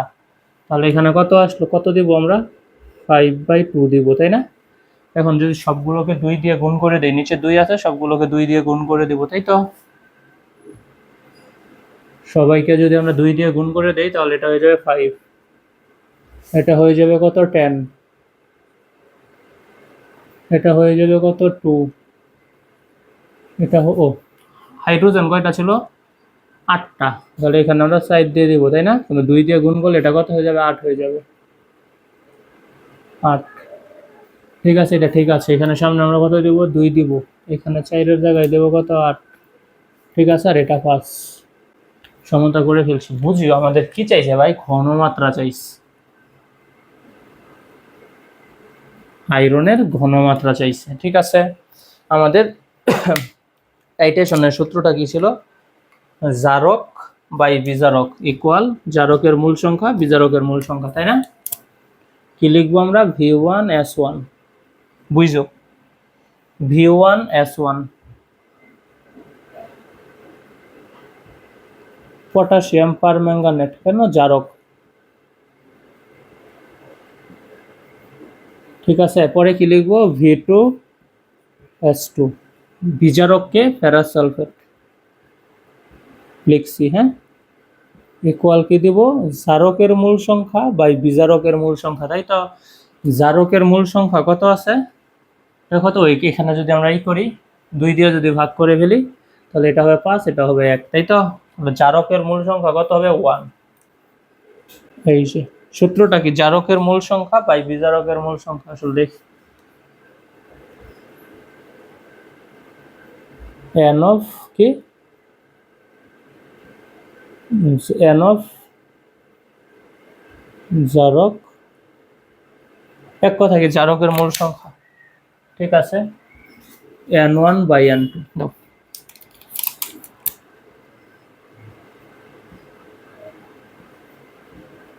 ঠিক আছে, ওকে। দেখো আমরা v1 কি লিখবো, v1 হচ্ছে জারকের আয়তন। জারকের আয়তন কত, এই দেখো 19.5 ml আয়তনের। ঠিক আছে, এত আয়তনের এত মোলার পটাশিয়াম পারম্যাঙ্গানেট, 19.5, 19 দশমিক কত 8 এত ml। S1 কত, জারকের ঘনমাত্রা কত, 0.02 মোলার, 02 মোলার। ঠিক আছে, দেখো জারকের মূল সংখ্যা কত, জারকের মূল সংখ্যা হচ্ছে কত 2। তুমি চাইলে এখানে 1 দিতে পারো, এখানে 5 দিতে পারো। হ্যাঁ, লিখলাম 2। তাই তো, এবার আমরা বিজারকে যাব। বিজারকের আয়তন কত দেখো তো, 25 ml আয়তনের ফেরাস সালফেট। তাহলে বিজারকের আয়তন কত, 25 ml। বিজারকের ঘনমাত্রাই তোমার কাছে জানতে চাইছে, আর বিজারকের মূল সংখ্যা কত, বিজারকের মূল সংখ্যা হচ্ছে 10। আমরা এবার মান বসাবো।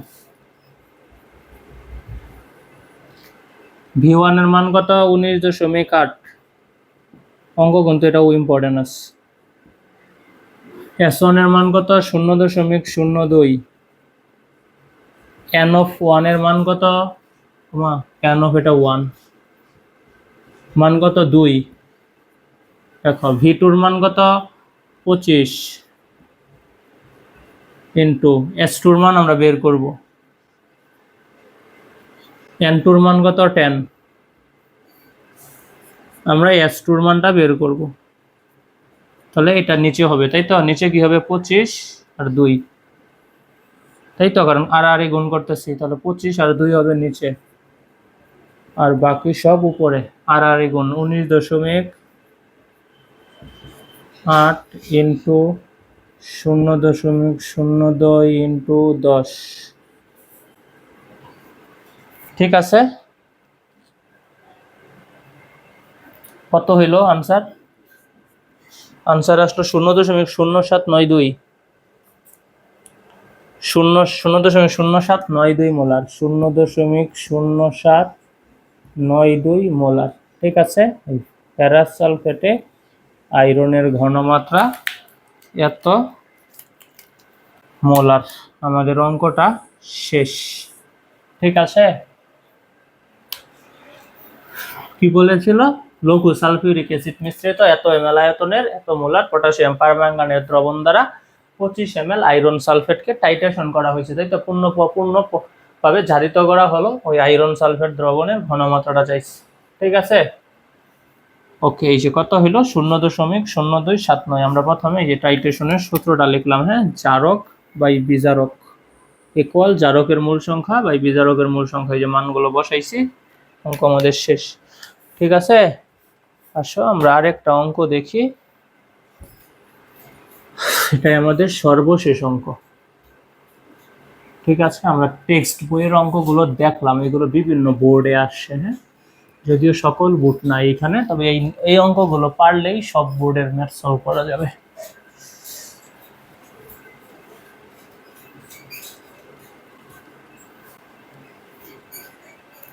কি বলেছে, লঘু সালফিউরিক অ্যাসিড মিশ্রিত 15 ml আয়তনের, অঙ্ক নম্বর কত, 7। এটা আমাদের সর্বশেষ অঙ্ক। লঘু সালফিউরিক অ্যাসিড মিশ্রিত 15 ml আয়তনের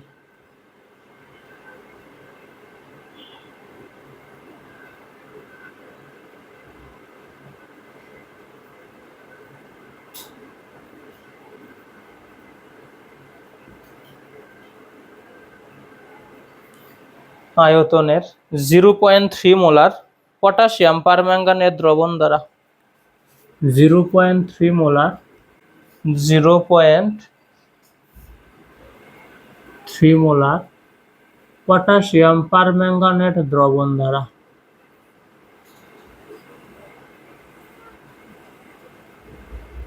পটাশিয়াম পারম্যাঙ্গানেট দ্রবণ দ্বারা কি করা হয়েছে 25 ml হাইড্রোজেন পারঅক্সাইডকে জারিত করা হলো 25 ml হাইড্রোজেন পারঅক্সাইড কে জারিত করা হলো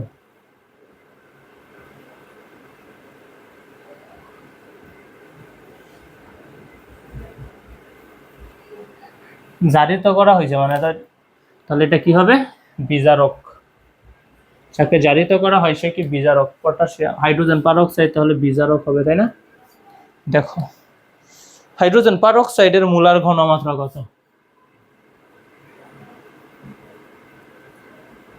টাইট্রেশনের সূত্র দিয়ে করতে হবে তাই তো মোলার ঘনমাত্রা কত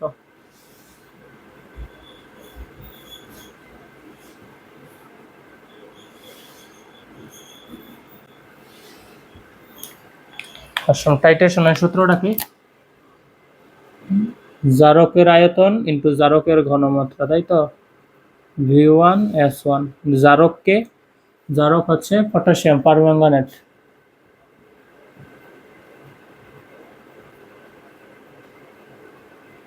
ইকুয়াল কি লিখবো বিজারকের আয়তন বিজারকের ঘনমাত্রা বিজারককে হাইড্রোজেন পারঅক্সাইড ও সমতাটা করিনি তো সমতাটা করতে হবে দেখো পটাশিয়াম পারম্যাঙ্গানেট কে হাইড্রোজেন পারঅক্সাইডের উপস্থিতিতে বিক্রিয়া দেব সালফিউরিক অ্যাসিডের উপস্থিতিতে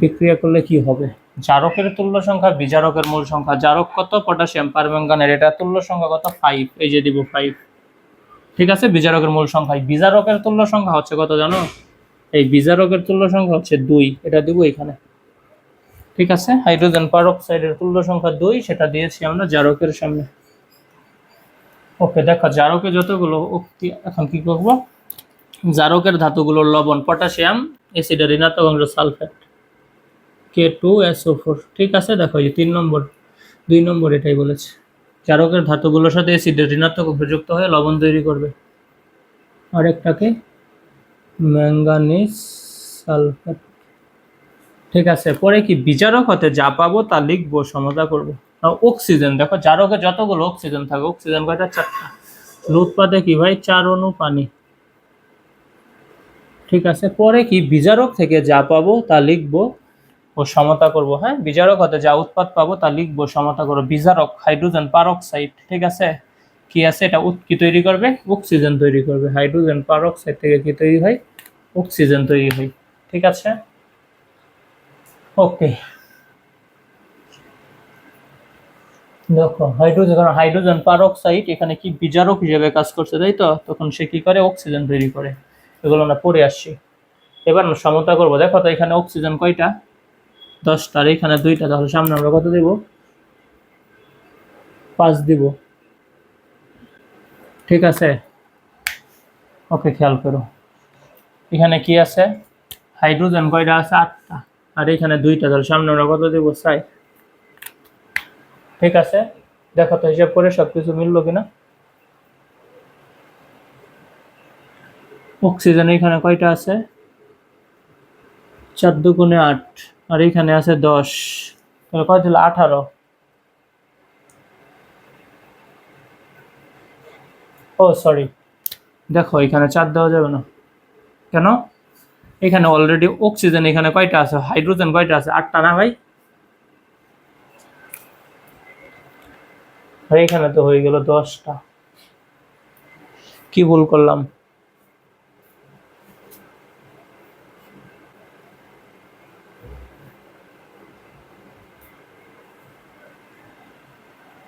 কোথায় যেন ছিলাম জারকে যতগুলো অক্সিজেন উৎপাদিত তত পানি, তাই তো? জারকে অক্সিজেন কয়টা আছে?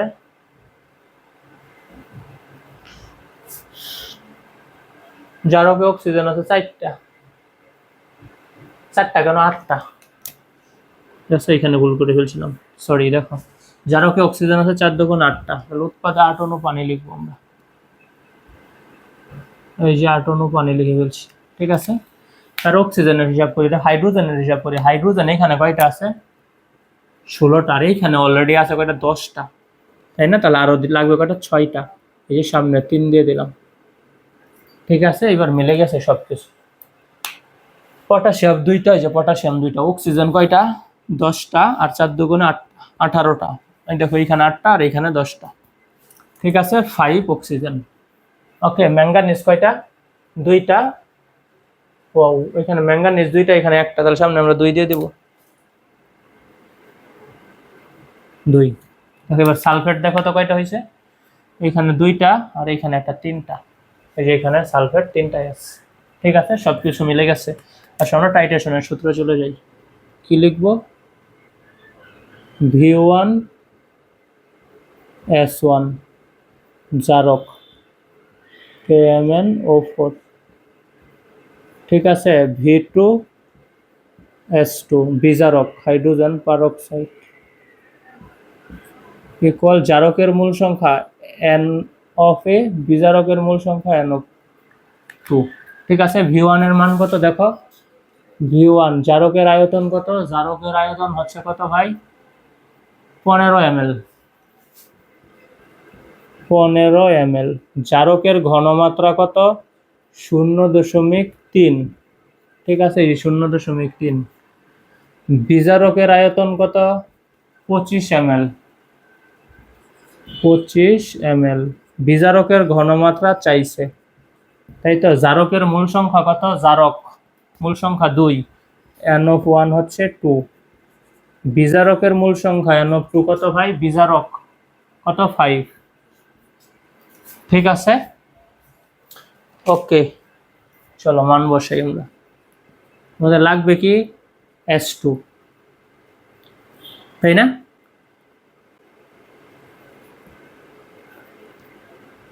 আচ্ছা দেখো, আগে মান বসাই পরে V1 এর মান কত বসাবো? 15। S1 এর মান কত? 0.3। V2 এর মান কত? 25। S2 এর মান বের করতে বলেছে। N1 এর মান কত? 2।